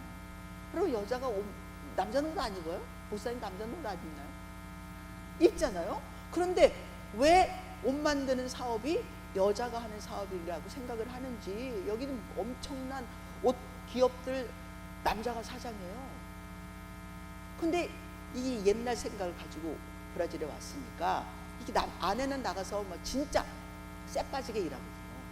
그런데 남편은 셔터문 열어주고 셔터문 닫아주고 가가지고 커피나 마시고, 한국에서는 여자 뭐 몇 명이 모이면 그릇이 깨진다고 하는데 거기는요, 남자 셋 이상 모이면 가정이 깨져. 얼마나 말들을 많이 하고 소문을 내고 그러는지 말이죠. 그래서 거기 왔으면 나라가 그런 나라고 자기가 데리고 왔으면 책임지고 하면 될 거 아니에요. 그중에 우리 장로님 한 분이 윤 장로님이라는 분이 계시는데 자기가 윤 안드레래. 자기는 딱 오자마자 상황을 딱 보시더니 나는 윤 안드레다. 그리고 옷에 뛰어들어셔갖고요, 얼마나 부자가 됐는지 몰라요. 건물이 몇 채야. 네? 왜? 아내만 하게 놔두지 않고 자기가 직접 뛰면서 옷을 만들고 색깔을 고르고 천을 고르고 천공장 뛰어다니고 사람들 만나고 이걸 했단 말입니다. 폴쭉에서 하나도 못하는데 이걸 했어요. 그러므로 성공했는데, 아니 당연하게 남편이 가만히 있어도 아내가 일하면 되지만 이게 네 일 내 일을 따질 일이냐 말이죠. 남의 나라까지 가가지고. 그렇게 합력해서 같이 일을 해서 뭔가를 이루어낸다라는 그런 마음이 없이 네가 할 일 내가 할 일 따로 놔두고 네가 나를 뭐 시켜먹는다. 뭘 시켜먹습니까? 같이 하는 거지. 여보 내가 도와줄게. 뭘 도와줘요? 집빨래 빠는데. 알아들었나? 우리 남편이 항상 그래요. 날 도와준다고. 은미 내가 도와줄게. 은미 내가 도와줄게. 그래서 어느 날 얘기했어요. 여기 한번 와보라고. 여기 빨래 중에 저는 입도 넣어 땀이 안 나는 사람이니까 입도 넣어 또 입고 입도 넣어 또 입고 그래도 되는데 우리 남편은 땀을 많이 나니까 금방금방 빨아야 된단 말입니다. 빨래가 다 우리 남편 거지 제 거는 일주일에 한 번 정도 나오면 한꺼번에 빨아도 되니까. 그게 우리 남편 와보라고. 날 뭘 도와주는지 한번 보라고. 여기 보라고. 이게 다 누구 거지요? 라고 물어봤어요. 자기가 보니까 자기 거야. 자기 거 빠는데 내가 날 도와줍니까? 네? 자, 먹는 음식도 마찬가지죠. 설거지. 우리 남편이 요새 설거지 열심히 해주고 있는데 설거지 하는 것도 도와준다는 생각으로 하는 거예요. 아니 왜? 지금은 아니에요. 지금은 아니에요. 자기의 사명인 줄 알고 하고 있어요. 그 이유 중에 하나도 제가 점점점 손목이 이렇게 못 쓰게 돼가지고 너무 아픈 데다가 갑자기 브라질에 가갖고 제가 낙상을 했어요. 의자에서. 그래서 지금 팔이 부러진 상태에 있고요. 붙었겠죠. 근데 이 인대가 파열이 돼서 회전근대인가 뭐 그게 파열이 된 그런 상태라 12월 첫 주에 수술하게끔 지금 이렇게 날짜를 잡아놓은 그런 상태예요. 그러니까 이제 이 팔 쓰는 게 너무 힘든데 남편이 그 전서부터 내가 팔이 좀 아프다, 팔이 좀 아프다. 그래서 도와주기 시작해서 이제는 베큐움도 해주고 뭐 해주는 게 되게 많아요. 빨래도 남편이 다 널어주고. 왜냐면 이게 안 되거든요. 집게가 안 돼. 이게 걸어가지고 이게 올릴 수가 없어. 그러니까 남편이 그걸 해주고 있어요. 지금은 그렇게 생각 안 하지만 도와준다고 생각했던 시절이 있어요. 많아요. 그런데 저도 이제 자녀들도 없고 시부모님 모시는 것도 아니고 우리 성도들도 같이 가까이 있는 것도 아니어서 둘이만 살고 있으니까 여보 이것 좀 해줘요, 여보 저것 좀 해줘요. 소리도 지르고 여보 하고 소리도 질러보고 그렇게 하죠. 우리 집이 동네 교회 있는 동네에 있었기 때문에 소리도 못 질러. 다 들려. 길거리에서도 들려. 그 무슨 방법으로 거기다 대고 뭐 여보 하고 소리라도 질러 보겠습니까?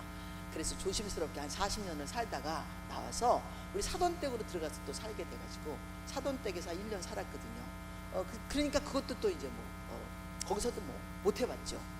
둘이서 나와서 창동이라는 곳에서 처음으로 집을 얻어갖고 둘이서 살게 됐을 때 그때 사건이 하나 있었어요. 쓰레기 버리는 사건. 야, 이거 분리수거가 여러분들에게는 너무 편한 일인지 모르는데 이 브라질에는 분리수거를 안 하기 때문에 분리수거가 뭐 너무 복잡한 거예요. 처음 배우려고 하니까 남편한테 얘기했어요. 이제 분리수거 이렇게 해야 되니까 좀 이렇게 도와달라고 했더니 그 중에 하나가 페트병.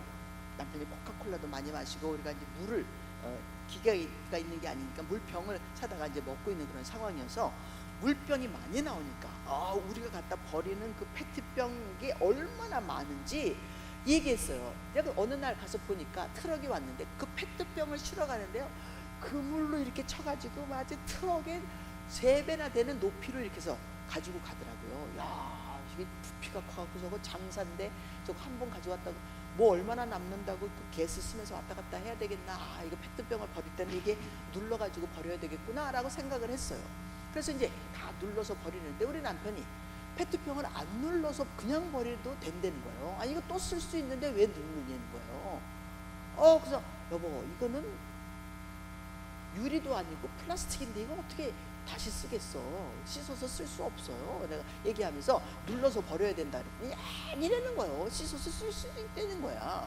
그러더니 내려가서 관리인한테 가갖고 그걸 물어보고 올라온 거 있죠. 이거 그냥 버려도 됩니까? 아니면 눌러서 버려야 됩니까? 그랬더니 그 관리인이 그냥 버려도 됩니다. 이렇게 얘기한 거예요. 올라오더니 그것 빠움이야 막 이러는 거예요. 아니 그 관리인도 아마 장사 안 해본 사람이겠지. 네? 이게 얼마나 남는다고 가십이 써갖고 그게 되겠어요. 그래서 남편이 그러는 바람에 얼마나 화가 났는지 관리인 말은 듣고 옆편네 말은 안 들어도 돼요? 관리인하고 옆편네하고 나는 40년 자기하고 살아줬고 관리인은 안 살았어 한 번도. 그럼 누구 말 들어야 돼? 난 자기 부모 똥기저귀도 갈아드렸어. 아니 그러면 내 말을 들어야 돼? 아니면 관리인 말을 들어야 돼? 지금도 이 연사는 부르짖습니다. 응? 누구 말을 들어야 돼? 누구 말을? 여보 누구 말 들어야 돼? 그렇지. 아니 내 말을 들어줘야지. 내가 같이 사는데 아니 왜 관리인한테 가서 그걸 왜 물어보냐 말이야. 야, 이게 뚜껑이 열려갖고요. 얼마나 화가 나는지 40년 동안 묶어놨던 거 그때 다 쏟아낸 것 같아. 어떻게 그럴 수가 있냐고.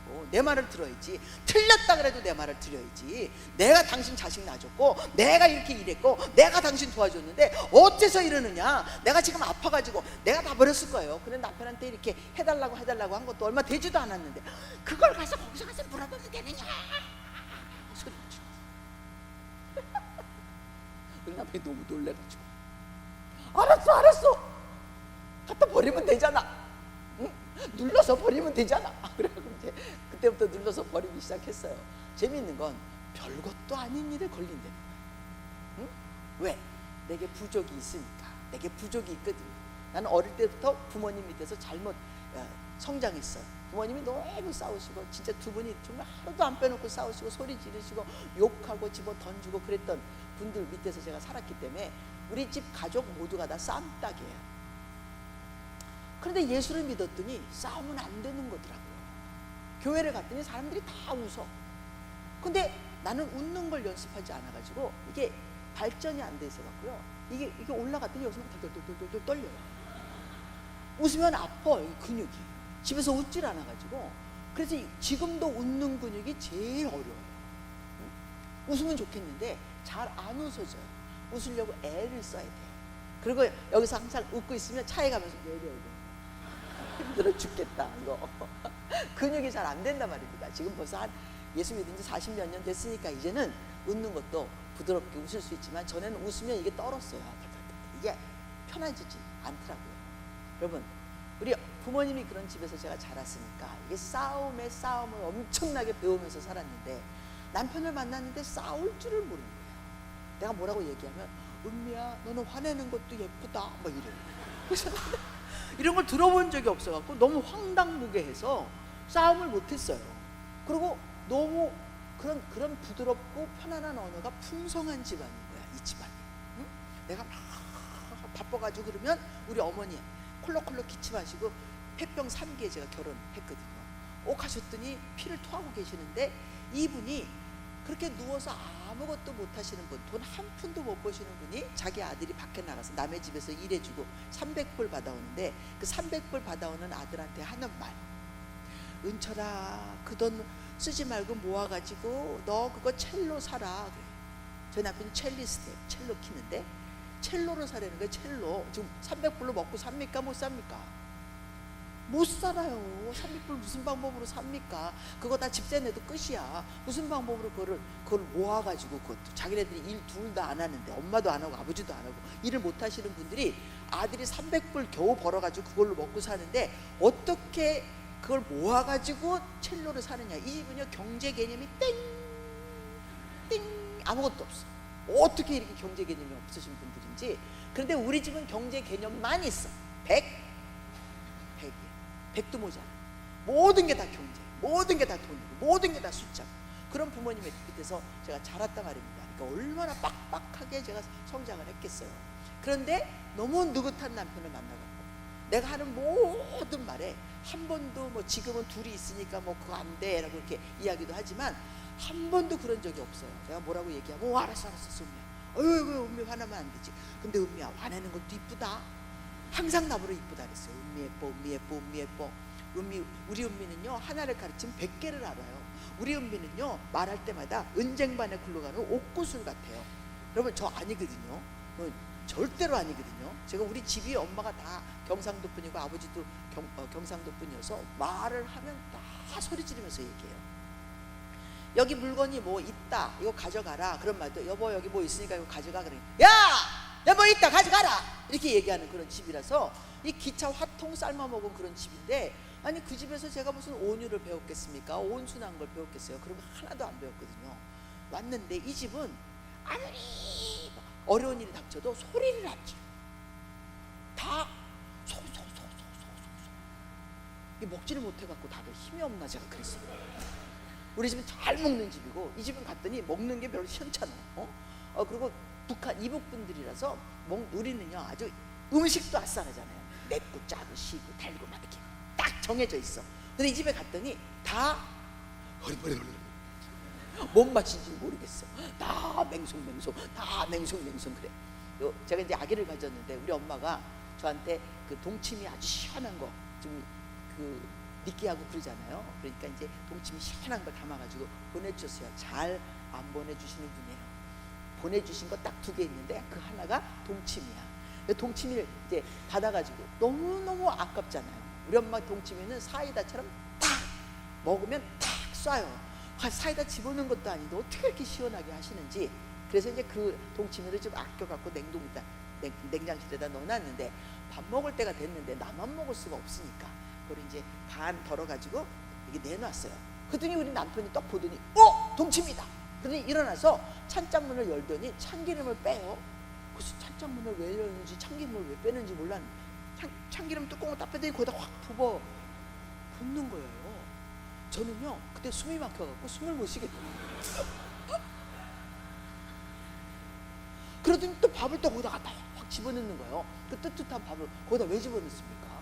그 시원하고 그 탁 쏘는 거기다 참기름을 또 왜 넣었으며 거기다 밥을 왜 넣는지 알 수가 없는 거예요.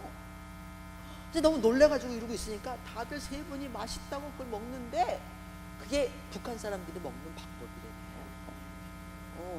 그게 그러니까 동치미를 맛없는 거였겠지. 그 참기름을 넣어서 참기름 맛으로 먹었었나 봐요. 근데 우리 엄마 동치미는 참기름을 안 넣어야 맛있는, 진짜 그 시원하고 탁 쏘고 딱 그 신맛이 딱 그렇게 있고 너무 맛있는 맛인데, 와, 우리 남편이 그냥 거기다가 망친 게 지금까지도 생각이 나. 왜냐면 제가 그때 아기 가져갖고 너무 못 먹는 데여서 나 그거라도 좀 먹어서 내가 좀 이렇게 입맛을 돌릴까 했더니 그렇게 했어. 2번째 보내주신 게 게장이에요. 게장. 우리 엄마가 게장을 정말 잘 담그시는데 간장게장을 보내주셨어요. 아기를 가졌는데 게장이 그렇게 먹고 싶어서 이거는 엄마한테 전화했어요. 엄마 좀 혹시 괜찮으시면 저 간장게장 좀 한번 담아주시면 안 될까요? 라고 엄마한테 아주 조심스럽게, 우리는 그냥 부탁하는 집이 아닙니다. 그런 거 하면 욕 바가지로 얻어먹고 그 다음에 해주기는 해주는데 평생 울고 먹어. 그래서 안 해야 되는 집이에요. 근데 이제 너무 먹고 싶으니까, 이 집은 이런 걸 안 먹는 집이니까.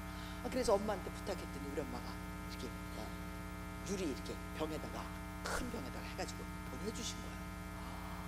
우와, 다리 하나를 뜯어갖고 먹었는데 너무 맛있는 거예요. 야, 어떻게 이렇게 간장게장을 잘 담글 수가 있을까? 아주 포동포동한 살이 있는데 살은 못 먹어봤어요. 왜냐면 너무 아까워가지고 다리 하나 뜯어서 빨아도 너무 맛있는 거야. 내가 저녁 때 내가 와가지고 따뜻한 밥을 해가지고 내가 이걸 먹어야 되겠구나 하고 왔더니 냉장고 열었더니요, 그 병이 없어졌어. 이게 어디 갔는가 너무 놀래가지고, 그래서 지금 어디 갔지? 이게 뭐 어디 밖에 나와 있을 리가 없는데. 그래서 남편한테 물었어요. 여보, 당신 이거 어디다 어떻게 이거 왜 없냐고. 그랬더니 자기 모른대요. 그러면 이제 어머니 아버님밖에 없는데, 아버님 걷지도 못하시는 분인데 이거 어머니인가? 그래서 어머니한테 물었어요. 근데 어머니 거기 그 간장게장 그 왜 유리병, 그거 오늘 이 둘째 사위가 왔는데 걔가 간장게장 너무 좋아해서 간장게장이 들어와 있더라. 그래서 내가 걔 줬다. 아직도 여기 상한 감정이 그거 생각만 하면, 아니 나한테 과자 하나를 못 사주시는 분들이 왜 우리 엄마가 보내준 그것도 보물 같은, 우리 엄마한테 절대로 다시는 말을 할 수 없는 그걸 왜 작은 사위한테 주냐고요. 나도 귀한데 왜 작은 사위한테 줬냐고. 아직도 안 풀리는 것 중에 하나야. 얼마나 화가 나는지 말이죠. 그래서 우리 딸 태어났을 때 얘가 손가락도 그렇지만 발가락이 다 벌어진 상태로, 얼마나 많이 내가 놀라고 여기서 이제 발가락이 다 벌어져 갖고요. 얘가 긴장을 해갖고 이렇게 해서 태어났어요. 여러분 아시겠죠? 제가 어떤 상태였는지. 그렇게 상한 감정이 있는 사람들은 모든 가치를 다 이겨버리는데, 남편이 아무리 좋은 얘기를 했어도 내가 싹 다 잘라버렸을 텐데, 예수를 믿고 결혼을 했거든요. 예수 믿고 결혼을 했더니 남편이 하는 모든 말에 순종해야 되는 거, 남편과 함께 같이 잘 살아야 되는 거, 가족이라는 것이 무엇인지, 하나님이 우리를 가족 삼으셨다는 얘기, 아들 삼으셨다는 얘기, 이 모든 것들을 다 듣고 결혼을 한 거예요. 그러니까 남편이 소개해서 교회를 가게 됐는데, 교회 가서 예수를 영접하고, 예수 영접해서 하고 난 다음에 3월에 예수 영접하고 6월에 약혼하고 10월에 결혼했어요. 그러니까 예수를 영접하고 결혼을 했기 때문에 복음이라는 것을 한번 들었더니 이 복음이 내 속에 들어와서 얼마나 일을 많이 하는지, 이 싸우는 것도 하면 안 되는구나, 욕하는 것도 안 되는구나, 센 말 같은 것도 하면 안 되는구나. 내가 정말 이게 윤리와 도덕과 양심 이런 걸 떠나서 그거보다 더 대단한 하나님의 복음이라는 걸 내가 맞이하게 되는 그런 사건이 돼서, 그러므로 그때서부터 시작해서 지금 한 40년 우리 원래 도시 집안에서 살던 방법하고 달리 살고 있는 그런 지금 상황입니다. 여러분, 감정이 상하면 뭐 한다고요? 가치를 이겨요. 그래서 우리 도표가 이제 몇 개 남아 있으니까 도표 좀 보시고, 지금 2시 29분인데 3시까지는 내가 4시까지 끝내드릴까? 자, 한번 보시겠어요? 그 다음 거 보겠습니다. 이거 뭐 하나 주셨다 그랬는데 한번 볼게요. 여기 있습니다. 이렇게. 자, 감정에 대해서 잠깐 설명을 한번 해보려고 합니다. 감정은 시스템이에요. 한번 입에다 담아 보시겠습니다. 감정은 시스템이다. 시스템이 되려면, 이거 말씀 말고, 시스템이 되려면 우리 무엇인가를 일관성 있게 반복적으로 오늘도 지속하고 있어서 습관화되는 것을 뭐라 그런다고요? 시스템이다. 삼성이 시스템을 바꾼대요. 지금까지 습관화된 것을 또 다른 습관화되는 것으로 만들어 보겠다, 그런 말하고 똑같대. 교회도 시스템이 있어요. 그래서 매주마다 매일마다 일관성 있게 반복적으로 지속하고 있어요. 그러면 뭐가 된다고요? 습관화된다. 그래서 오늘도 목사님이 말씀하시는 거 보니까 저번 주에 했던 말 오늘 또 하시더니만요. 이 시스템이야. 왜 하냐면 중요하기 때문에 여러분들 반복해서 외워라. 이렇게 중요한 것이다, 이렇게 말씀해 주시려고 그러는 거예요. 전에 했던 것도 끌어다가 또 얘기해 주셨어요. 끝날 때쯤 돼서. 이게 반복하는 이유는 시스템, 습관화될 정도로 그 언어를 가지고 있어라, 그런 뜻이다, 그 말입니다. 그래서 이 세 가지가 아주 중요해요. 일관성 있게 반복적으로 지속하고 있어야 돼. 해볼까요? 시작. 일관성 있게 반복하여 지속하고 있어야 돼요. 오늘도 지속하고 있는 것이 시스템이다. 자, 그래서 감정이라는 것은 시스템인데, 어떤 사람은 화내는 것을 습관적으로 갖고 계시는 분이 계세요. 그 사람은요, 그냥 화를 내. 그냥 무슨 말하면 화를 내면서 해. 우리 아버지가 화를 습관성 있게 가지고 계신 분이어서 우리 집은요, 슬픈 것은 허락하지 않았어요. 질질 짜고 운다든지 찔찔거린다든지 그런 건 절대로 안 되는 거예요. 약해 보이는 거 이런 건 안 돼. 그런데 화내는 것은 허락을 하셨어. 놀랍죠? 그래갖고 우리 아버지가 화내고 우리 엄마가 화내고, 당연하게 아버지에게 화내는 거 이런 건 안 되지만 위에서 아래로 화내는 거, 우리 언니가 나한테 화내는 거, 이런 건 허락된 상태인 거예요. 내가 우리 동생들한테 화내는 거, 우리 언니한테 내가 화 별로 안 내봤어요. 동생들한테 화내는 거, 동생은 또 동생한테 화내는 거, 이런 거. 그래서 막내는 맨날 화만 받아내야 되는데 얘가 화를 안 받으려고 칠삭둥이야. 그래서 조금만 힘들면 삐, 조금만 괴로우면 삐, 이래서 땀도 질질질질 흘리고, 그래서 얘는 건들 수가 없어. 근데 또 우리 내 밑에 남동생이 둘 있는데, 첫 동생은 제가 봐도 너무 잘생겼어. 어릴 때 너무 잘생긴 거야. 어떻게 나처럼 못생긴 애 밑에 이런 애가 태어날 수 있을까 싶을 정도로 너무너무 잘생긴 애예요. 어디 건들 데가 없어. 얘는 야단쳐도 안 되는 아이야. 이해가 되셨어요? 엄마가 아들을 원했고 우리 아버지가 아들을 원했는데 딸을 태어나고 나 또 딸을 태어났어. 내가 두 번째 태어났을 때 우리 아버지의 그 절망감과 그 실망감, 이를 말할 수 없었어요. 그래서 제가 태어났더니 우리 아버지가 이름을 만들었는데, 우리 언니가 옥국미예요. 아름다울 옥, 구슬 옥자에다가 아름다울 미자. 왜 옥자를 선택하셨냐면 모든 보석 중에 제일 싸다. 그 밑으로 딸 낳지 말아라. 보석인데 제일 밑에 거. 그래서 옥미라고 이름을 줬어요. 근데 제가 또 딸이 태어난 거예요. 아들을 원했는데 지나가는 스님도 아들이라고 그랬대요. 근데 딱 아들같이 생긴 애기는 해. 근데 고추만 안 달고 태어났어요. 이게 문제가 된 거죠. 그래서 우리 아버지가 얼마나 실망을 했는지 집에서 3일 동안 집에 안 들어오셨어요. 그리고 이름을 보내줬는데 원래 우리 아버지가 보내주고 싶었던 이름은 동미였대요. 동. 옥자 밑에서 찾아보니까 동밖에 없더래. 근데 동미 똥미가 되잖아요. 그리고 이름이 성이 도시야. 도동미 하려니까 좀 우리 아버지도 생각하니까 그게 좀 이상하신 거야. 이 동미는 안 되겠다. 그래갖고 위로 올라간 게 은미가 된 거예요. 그래서 도은미, 저는 은의 은자가 아니라 은은자예요. 그래서 도은미가 됐습니다. 이 이름을 보내시면서도 너무 화가 나셔가지고 이름을 내 이름보다도 2개를 더 보냈어. 은미, 금미, 다이아몬드의 담이. 그래서 은미, 금미, 담이 이름을 보내시면서 이름 많으니까 네 마음대로 달라라 이러면서 보내신 거예요. 화가 나서 보내주신 이름인데 제가 은미로 이름을 받았는데 부모님들이 내 이름을 한 번도 안 불러보셨어요. 나는 야야 야 그럼 나야. 우리 집에서 내 동생들한테 화를 낼 수 없는 남동생, 귀한 남동생들이 2이 생기고 우리 언니는 또 너무 예뻐요. 내가 봐도 너무 예뻐. 우리 집에서 제일 못생긴 게 나야. 어떻게 이렇게 예쁜 언니가 있을까 할 정도로 언니가 예뻤어요. 그러니까 화를 누가 받아낸 거야? 이 집안에서 다 화가 다 나한테 오는 거죠. 언니도 나한테 화내, 동생들도 나한테 화내, 엄마 아버지 나한테 화내, 우리 이모가 있었고 삼촌이 있었는데 2분도 다 나한테 화내. 내가 화바지가 된 거예요. 화바지가. 근데 말 한마디 못하고 그 화를 받아내는 아이가 됐어요. 이름도 없는 아이. 쓰레기 버리고 와야죠. 막걸리 받아와야지. 보신탕 사와야지. 굳은 일은 다 제가 했어요. 우리 언니는 절대로 설거지 같은 것도 잘 안 해.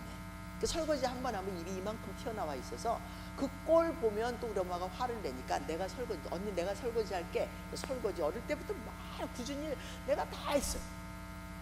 그렇게 생겼죠. 그런데 남편을 만났는데 진짜 잘은 못하는데 생활 언어는 별로 없어. 이 남편이 황태자의 집에서 위로 누님 셋, 자기가 밑에 막내 아들 장손 장남이야. 너무 귀한 아들이야. 그리고 6.25 때 우리 부모님 그 시댁 부모님들이 아들도 하나 잃어버리고 딸도 하나 잃어버린 그런 상태였기 때문에 이 아들이 태어난 게 너무너무 귀한 거예요. 우리 누님들도 요새 만나면 은철이처럼 잘생긴 남자아이가 세상에 없대요. 우리 동생이 너무 잘생기고 너무 귀해갖고 뭐 어쩔 줄 모르고 저희들이 주일날 오늘은 여기 왔지만 보통 주일날은 우리 누님이 좀 아프셔갖고 남편에 가서 아침 예배를 말씀을 전하는데 말씀을 전하고 나면 예예예예예 어떻게 이렇게 귀한 말씀을 온 대한민국 국민이 다 들었어야 되는 말씀이야. 어떻게 이렇게 말씀을 잘 전하니 놀랍다 막 그 칭찬이 한 5분 이상을 가요. 쉬지 않고.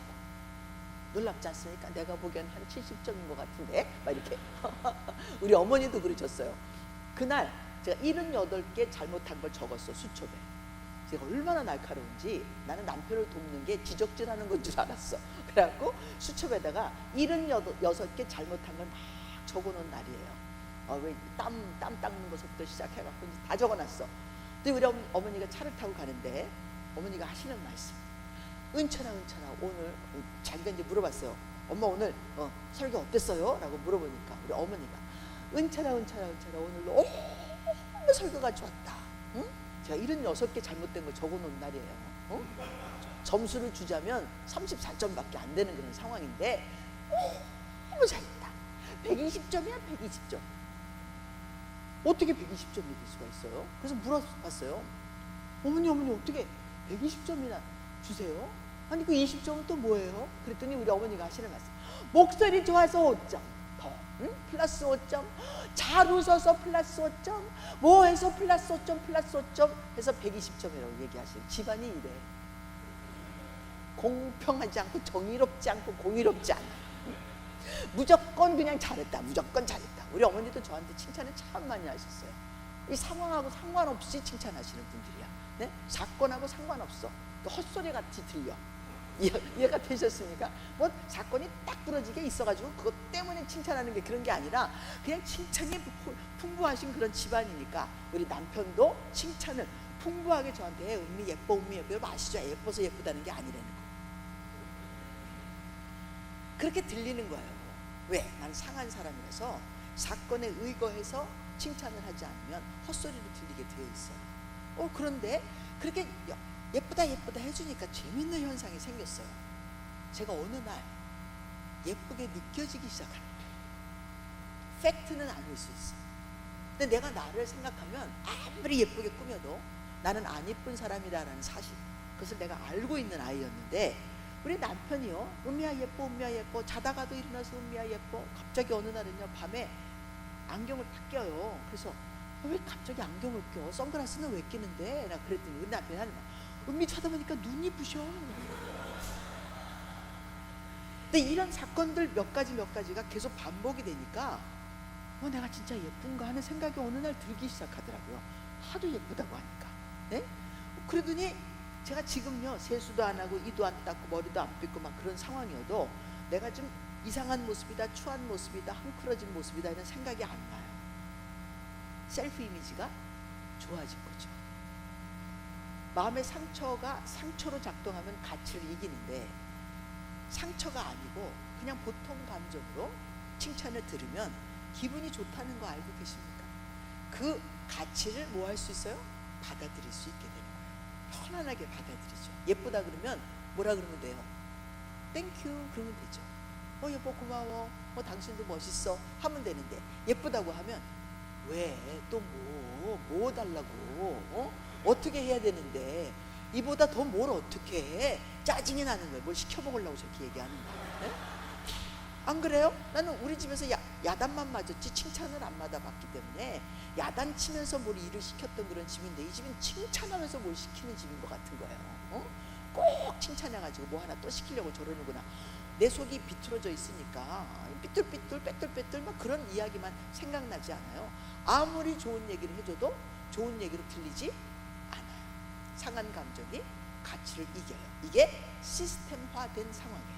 슬픈 사람은 계속 슬픈 것만 연습하고요, 불안한 사람은 계속 불안한 거 연습하고요, 그리고 두려운 사람은 말씀을 들으면서 두려워만 물러가라 두려워만 물러가라 그러는데, 물러가라고 얘기하면서 빨리빨리 와라, 나한테 빨리빨리 와라 이렇게 말하는 거하고 똑같아. 왜냐하면 불안한 사람은 불안을 먹고요, 슬픈 사람은 슬픔을 먹고 살고요, 두려운 사람은 두려움을 먹어야지 살 수 있어요. 우리 집이 화를 낸 집안인데 엄마 아버지가 안 싸우고 한 일주일 동안 화를 안 냈다. 초조 불안 긴장 완전히 언제 터질까 몰라가지고 이렇게 지냈단 말이죠. 그런데 한 2주 지나고 막 3주까지 가고 안 싸우시잖아요. 그러면 너무 불안해가지고 어쩔 줄을 모르는데, 부모님들이 무슨 사건 별것도 아닌 거 아주 작은 거에 빵 하고 터졌어. 그러면 그 터지는 순간은 너무 힘들고 어쩔 줄 모르겠지만, 터지고 난 다음에 됐다, 이제 한 일주일은 아무 일 없겠구나. 사람이 뭐 먹고 사는 줄 아세요? 그거 먹고 살아요. 당신의 습관화된 그 말, 습관화된 그 감정, 습관화된 그 행동, 그거 계속 피드백으로 자기의 피딩 시스템이 된다는 사실을 잊지 않으셔야 됩니다. 자, 나 이거 도표에서 나오겠지만 그럼에도 기억하고 계세요. 자, 그래서 오늘 여러분들에게 말씀드리고자 하는 것 중에 하나는 이거예요. 같이 읽어봐요. 시작. 감정은 감성과 다르다. 감정은 개인화된 모국어적인 언어다. 자, 이 모국어라는 단어가 여기 나왔는데, 여러분 모국어에 대해서 다음에 올 때 한번 설명해 드리도록 하죠. 그런데 오늘 잠깐 모국어적 감정이라는 것을 설명드리기 위해서 잠깐만 얘기해 볼게요. 여러분들 한국말이 다 모국어죠. 맞죠? 여기 한국말이 모국어 아닌 사람 한 명도 없죠. 그럼에도 불구하고 남편과 아내가 어떤 사건에 대해서 말할 때 둘이 말하는 게 같아요, 달라요? 장로님 어떠세요? 아내하고 말이 같아요? 어떤 사건에 대해서 이야기할 때? 다를 때 많죠. 네? 남편이 하는 말 이해가 돼요? 안 될 때 많죠. 네? 아내가 얘기하는 말 이해가 돼요? 장로님 확실히 수준이 다르세요. 거기 두 분은 어떠세요? 남편이 얘기하는 거 다 알아들어요? 왜 저러나 그런 생각 안 들어요? 이제 오래 살아서 대강 다 이제 알아듣고 계시는구나. 오래 사니까. 오래 살아도 못 알아듣는 사람들이 굉장히 많아요. 우리 두 분의 케이스나 우리 장로님의 케이스, 아내 말고 장로님의 케이스는 믿음이 좋던지 아니면 미쳤던지 둘 중입니다. 네? 이게 정상이 아닌 거예요. 오래 산다고 이해되어지는 게 아니죠. 우리 브라질에서 40년 이상을 살아도 포르투게스 못하는 사람들이 너무나 많아요. 그거하고 똑같아. 어느 나라에 가서 사는 것도, 영어 뭐 미국에 살아도 20년 살았는데도 미국 사람들하고 말하는 게 아직도 두렵다라고 얘기하는 사람들이 되게 많이 있지 않습니까? 그와 마찬가지로 둘이서 한국 사람으로 한국말을 살고 있는데 이 집에서 썼던 한국말하고 저 집에서 썼던 한국말의 종류가 달라요. 그러면 둘이서 만나서 사는데 이해 못하는 말들이 너무나 많습니다. 우리 어머니가 아파서 누워 계시면서 남편한테 너 이거 300불 그거 벌어오는 거 모아가지고 첼로 사라. 우리 집에서는요 미친 사람이나 하는 말이야. 그런 말. 어떻게 세상 물정 모르고 어떻게 이렇게 세상 감각, 이 숫자 감각이 살아있지 않은 300불을 지금 집세만 내도 안 되는 건 상황인데 무슨 방법으로 그걸 모읍니까? 두 분이 다 누워있는 상황인데 말이 되는 말이에요? 이미 떡 먹으라는 말이야. 어? 기분 나쁜 말이 될 수 있잖아요. 근데 또 첼로를 샀어. 이 집이요 이상한 집인 거예요. 1 더하기 1이 2가 아닌 집인 거야. 1 빼기 1이 땡이 아닌 그런 집인 거예요. 나는 어떻게 그 첼로를 샀는지도 몰라요. 지금 그 첼로가 우리 딸 집에 있는데 이 첼로를 샀어요. 너무 놀랍잖아요. 난 아직도 놀라워. 어떻게 그렇게 됐는지 몰라요. 또 우리 아버님은 그렇게 힘드시고 수술하실 정도로 심장이 지금 막 치고 심장을 쳐가지고 다리가 썩고 계시는 그런 상황인데 아들한테 하는 말, 은철아 너 아마존에 가서 방송탑을 하나 세워라.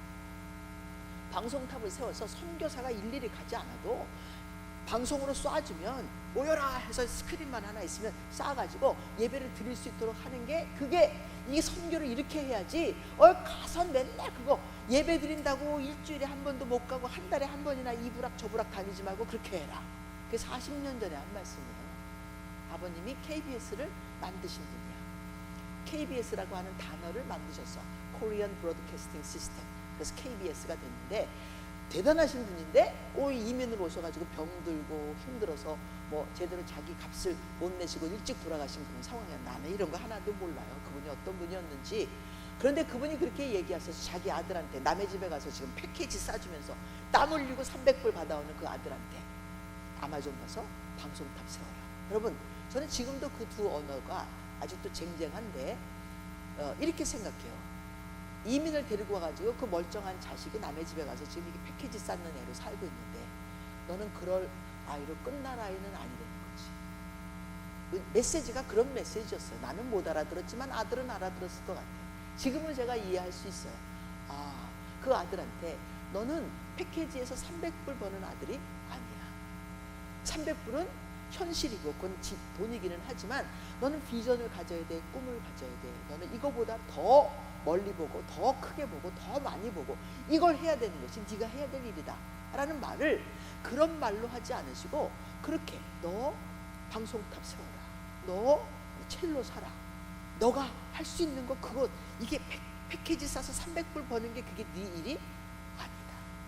뭐 그 말만 하셨겠어요? 제가 들은 말 여러 가지 말씀이 있지만 아버님이 저한테도 절대로 너는 뭐 이 집에 와가지고 뭐 이 일해서 어쩌고저쩌고 이렇게 할 사람이 아니래요. 어머니가 하신 말씀이에요. 은미야 너 공부해야 된다. 은미야 너 공부해야 된다. 이거야 원 학교 다녀야죠. 애 낳죠. 애 봐야죠. 밥 해야죠. 집안 청소해야지. 돈 벌어 와야지. 교회 일 해야지. 또 교회 일은 새벽부터 불러. 새벽 예배 가야죠. 저녁 늦게까지 왔다 갔다 해야죠. 신방 다녀야죠. 학교 오는 아이들 브라질에 오는 아이들 픽업해가지고 학교 보내줘야지. 병원 일이 너무 많은 거예요. 일이 너무 많어. 그런데 우리 어머니가 나보고 은미야 너 공부해야 된다. 우리 아버님은 수술하고 난 다음에 말도 잘 못하셨어요.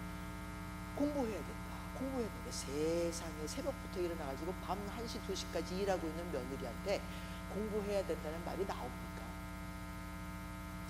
근데 이분들이 저한테 해주실 수 있는 가장 좋은 말이었어요. 맞죠? 그리고 또 우리 어머니 은미야 11조 냈냐? 은미야 감사헌금 해야지. 은미야 선교헌금 해야 돼. 은미야 주정헌금도 해야지. 이거야 돈을 주면서 하라 그러면 내가 하겠는데 나보고 지금 버는 돈으로 살림도 안 되고 빵꾸가 나고 있고 마이너스인데 어떻게 11조를 냅니까? 11조를. 네? 그럼 지가 내지 왜 자꾸 나보러 내라 그래?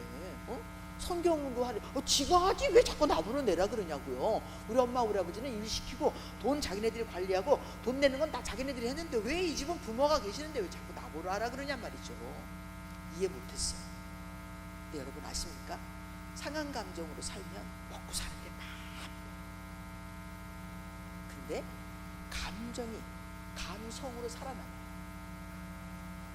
모국어적인 상한 감정이 아닌 하나님이 갖고 계시는 감성이 나한테 오고, 하나님은 사랑이시라, 하나님은 인내하시고, 하나님은 긍휼하시고, 하나님은 자비하시고, 다 감성이야. 그 감성이 나의 자원으로 다시 깨어나면 예수 그리스도를 믿었더니 새 사람은 새 감성을 갖는다. 아멘입니까? 네? 지식에까지도 새롭게 해주시고, 까지도 지식도 새롭게 해주시는 분이 우리의 감성도 새롭게 하실 줄로 믿습니다. 아멘. 그러므로 그 감성을 내가 받아서 오늘 내 속에서 온유함과 온전함과 하나님이 원하시는 모든 하나님의 성품이 살아날 수 있으면, 기분이 좋으면 주머니 열리듯이 하나님이 날 기뻐하시면 하나님 주머니가 열려서 내가 풍성하게 살 수 있도록 해주실 줄로 믿습니다. 아멘이죠? 그런 마음으로 이것을 다시 한번 읽어보겠어요. 시작. 감정은 감성과 다르다. 감정은 개인화된 모국어적인 언어고, 감정은 죄로 인해서 감성이 변질된 것이다. 감성은 하나님의 성품으로 감정의 오리지널 상태다. 우리 생명샘교회에서는 감성으로 사시는 여러분들 되시기 바랍니다. 네? 오늘도 내 감정이 막 두렵고 불안하고 초조하고 슬프고 화나고 이런 것으로 점철되어 있다 할지라도, 옛사람은 죽었습니까? 아니면 지금도 살아서 지가 벌떡벌떡 일어납니까? 응? 죽었어요. 성경적으로 죽었어. 현실적으로는 살아있어. 지금도 내가 살아있어요. 옛 감정으로 작동되고 있어요. 나도 어떨 때는요, 욕 한마디 확 던져버리면 시원하겠다는 생각이 들어. 왜? 우리 집은 다 욕쟁이니까. 응? 그 욕을 맛깔나게 하는 집이야. 근데 우리 아버지가 밥 먹다가 우리 엄마한테 욕했어요. 우리 상을 잘 뒤집는 아버지인데, 어느 날 아무 일도 없는데 뭐 밥 잡수시다가 앞에서 욕을 하시는데, 야 이 찢어진 깻잎 같은 년아 그랬어. 세상에 있는 모든 만물이 다 욕이 돼. 우리 아버지는 욕을 창조하시는 분이야. 그래서 지금도 욕대에 나가면 내가 1등 할 거야 아마. 네? 아시겠습니까? 그렇게 욕이 가득 차 있는데, 어떨 때 진짜 화날 때는요, 욕 한번 확 쏟으면 시원하겠다는 생각도 돼. 그런데 안 하려고 너무너무 하나님 앞에 기도해요. 네? 그 욕하고 싶은 순간에 찬양이 쏟아질 수 있더라.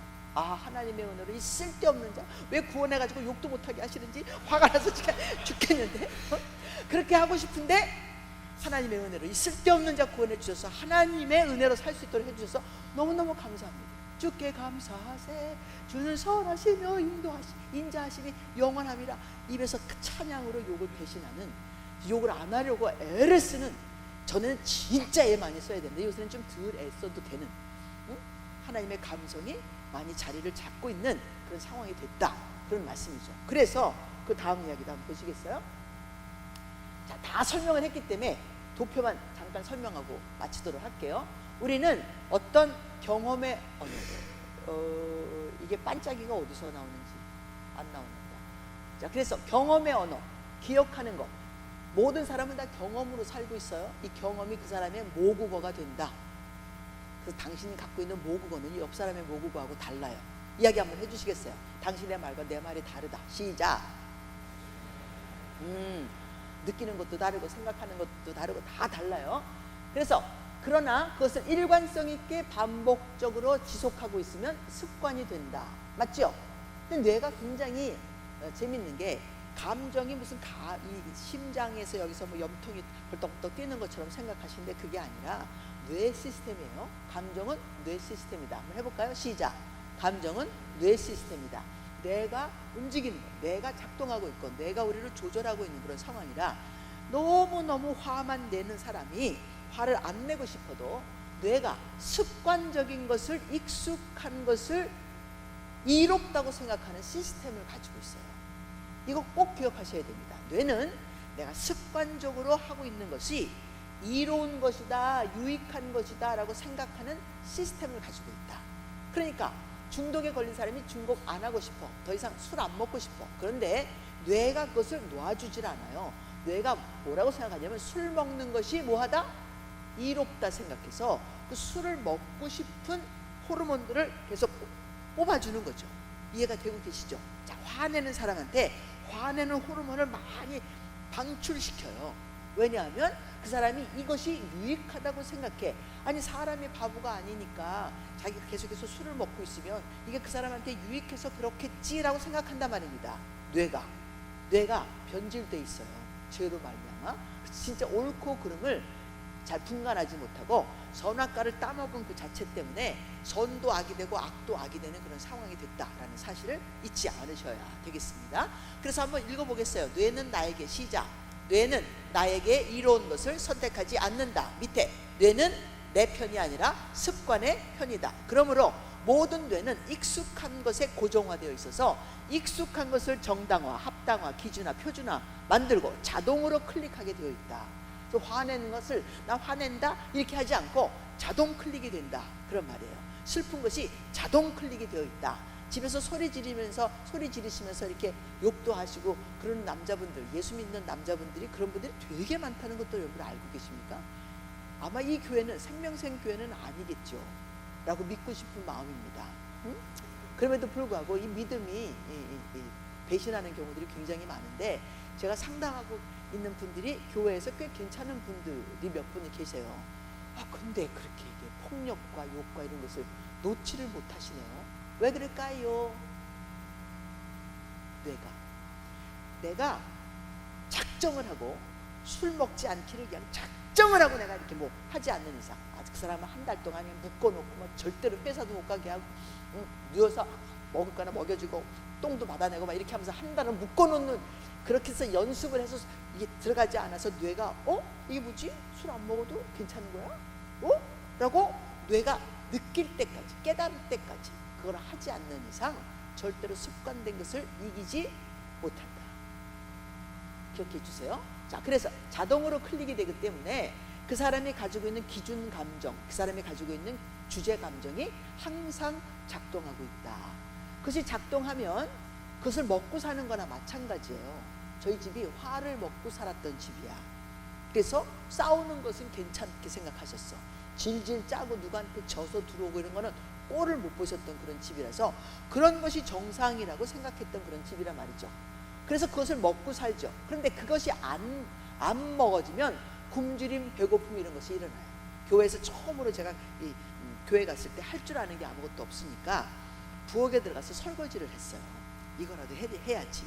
봉사를 한다는데 전도사 사모가 됐는데 뭐라도 해야 되지 않을까 싶어서 이제 설거지 봉사를 하는데, 어느 날 설거지를 하고 있는데 갑자기 조용해진 거예요. 왜 조용한가 하고 돌아봤는데 나를 다 쳐다보고 계셨어. 왠 줄 아십니까? 제가 설거지 할 때마다 유행가를 불렀거든요. 뽕짝. 근데 저절로 설거지를 하는데 뽕짝이 저절로 나온 거야. 잘 있거라 부산 항구야 하고 쳐다봤는데 사람들이 다 날 쳐다보고 입이 떡 이러고 쳐다보고, 내가 그때 너무 놀랐어요. 난 진짜 유행가 하려고 생각하지 않았거든요. 근데 설거지를 하면 유행가를 했거든요. 그랬더니 저절로 설거지를 했더니 유행가가 나올 거야. 근데 요새도 식당 같은 데 가면 뽕짝뽕짝 하는 거 나올 때 있어요. 그 집에 가서 잘 때까지 뽕짝뽕짝 듣던 가락이라서 여기 가닥에 여기 있어. 그렇게 계속해서 뽕짝뽕짝. 그래서 트로트 뭐 이런 거 대회 같은 거 이런 거 저 절대로 안 봐요. 왜 안 보냐면 보면 뽕짝뽕짝 이렇게 하고 있어. 찬양하려고 굉장히 애씁니다. 어떨 때는 찬양이요 속 시원하지가 않아. 이 뽕짝 맛이 또 대단한 맛인 거예요. 그 우리 엄마가 좋아하셨던 노래, 우리 아버지가 좋아하셨던 노래가 있는데, 엄마가 좋아하는 노래 중에 문풍 지을 때마다 야속한 정의 달풍 이런 노래 있어요. 모르시죠? 근데 하여튼 그 노래를 이렇게 부르면 그게 그렇게 가락가락이 그냥 막 서럽고 그냥 막 아프고 그냥 막 그래. 그 또 저의 주제곡이 있어요.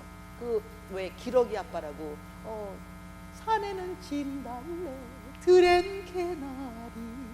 아시죠? 이미자가 불렀던 노래예요. 아빠는 어디 갔나. 아버지가 주제야. 어디서 살까. 굶주려, 부르고 싶어, 하고 싶어. 이게 뇌가 시키는 거란 말이죠. 네? 그것을 안 먹으면 금단 현상이 일어나. 왜? 이게 피딩 시스템이기 때문에. 그래서 불안한 사람이 불안하지 않으면 불안해져. 알아들으셨나 몰라. 네? 그래서 불안을 막 불안해야 되는 거 아니야? 왜 내가 안 불안하지? 하고 불안을 가져오면 이제 정상이야. 불안. 그래서 이것을 변질된 힘, 파워다라고 얘기해요. 이 변질된 파워는 새로운 것을 싫어하고 불순물을 적극적으로 배제하고 자기를 최적화 작업해서 이보다 더 좋을 수는 없다라고 상한 감정으로 살게 한다. 그 얘기입니다. 자, 오늘 지금 1분 전 3시입니다. 오늘 할 얘기를 다 해드렸어요. 여러분들이 지금 결정하셔야 됩니다. 내가 상한 감정으로 계속 살 것인지 아니면 주의 감성의 판을 내가 새로 갈아치기를 할 것인지. 예수 그리스도를 믿어서 새 사람이 됐으면 옛 감정으로 사는 것은 그건 반칙입니다. 그건 정말 반역하는 거예요. 절대로 해서는 안 될 짓이죠. 왜냐하면 옛사람의 상처는 옛사람과 함께 죽었어야 되죠.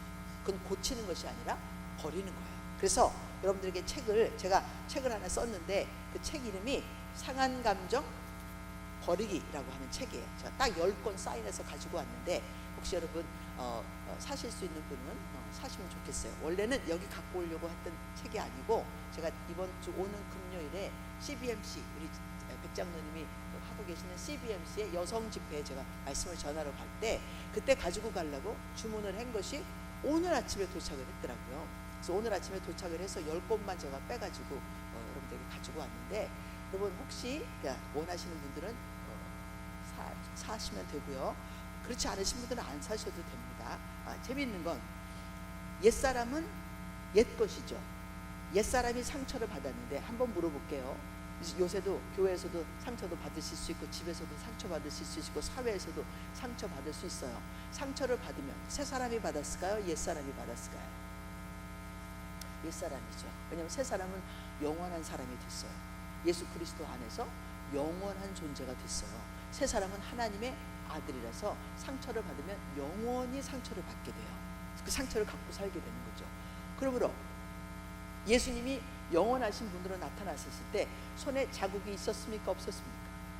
있었어요. 그래서 당신이 상처를 입는다면 그 상처는 영원으로 가지고 갈 거예요. 그러니까 새 사람은 상처를 받을 수 없는데 혹시 받았다면 옛사람이 옛 감정으로 지금 그 감정판에서 변질된 감정판이 상처를 입고 있는 거라서 그 상처 입은 그 사람 치유할까요? 아니면 치유해서 죽일까요? 아니면 그냥 죽일까요? 대답하여 주시옵소서. 치유해서 죽여요.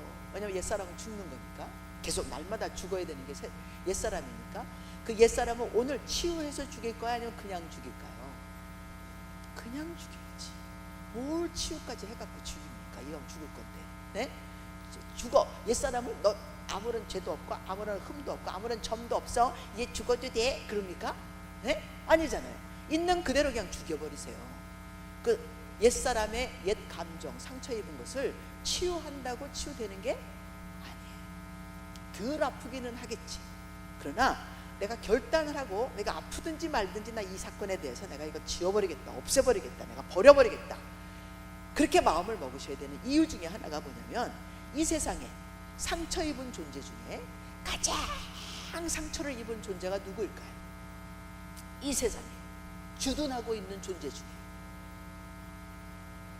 하나님 옆에서 지도 반짝인다고 빛나는 존재라고 난 하나님같이 될 수 있다고 나는 하나님이 되겠다고 했던 그 존재가 넌 절대로 하나님 될 수 없어. 왜? 하나님이 낳은 자가 아니에요. 낳은 자만 하나님 될 수 있어. 하나님의 형상을 따라 모양대로 하나님이 낳아야 돼.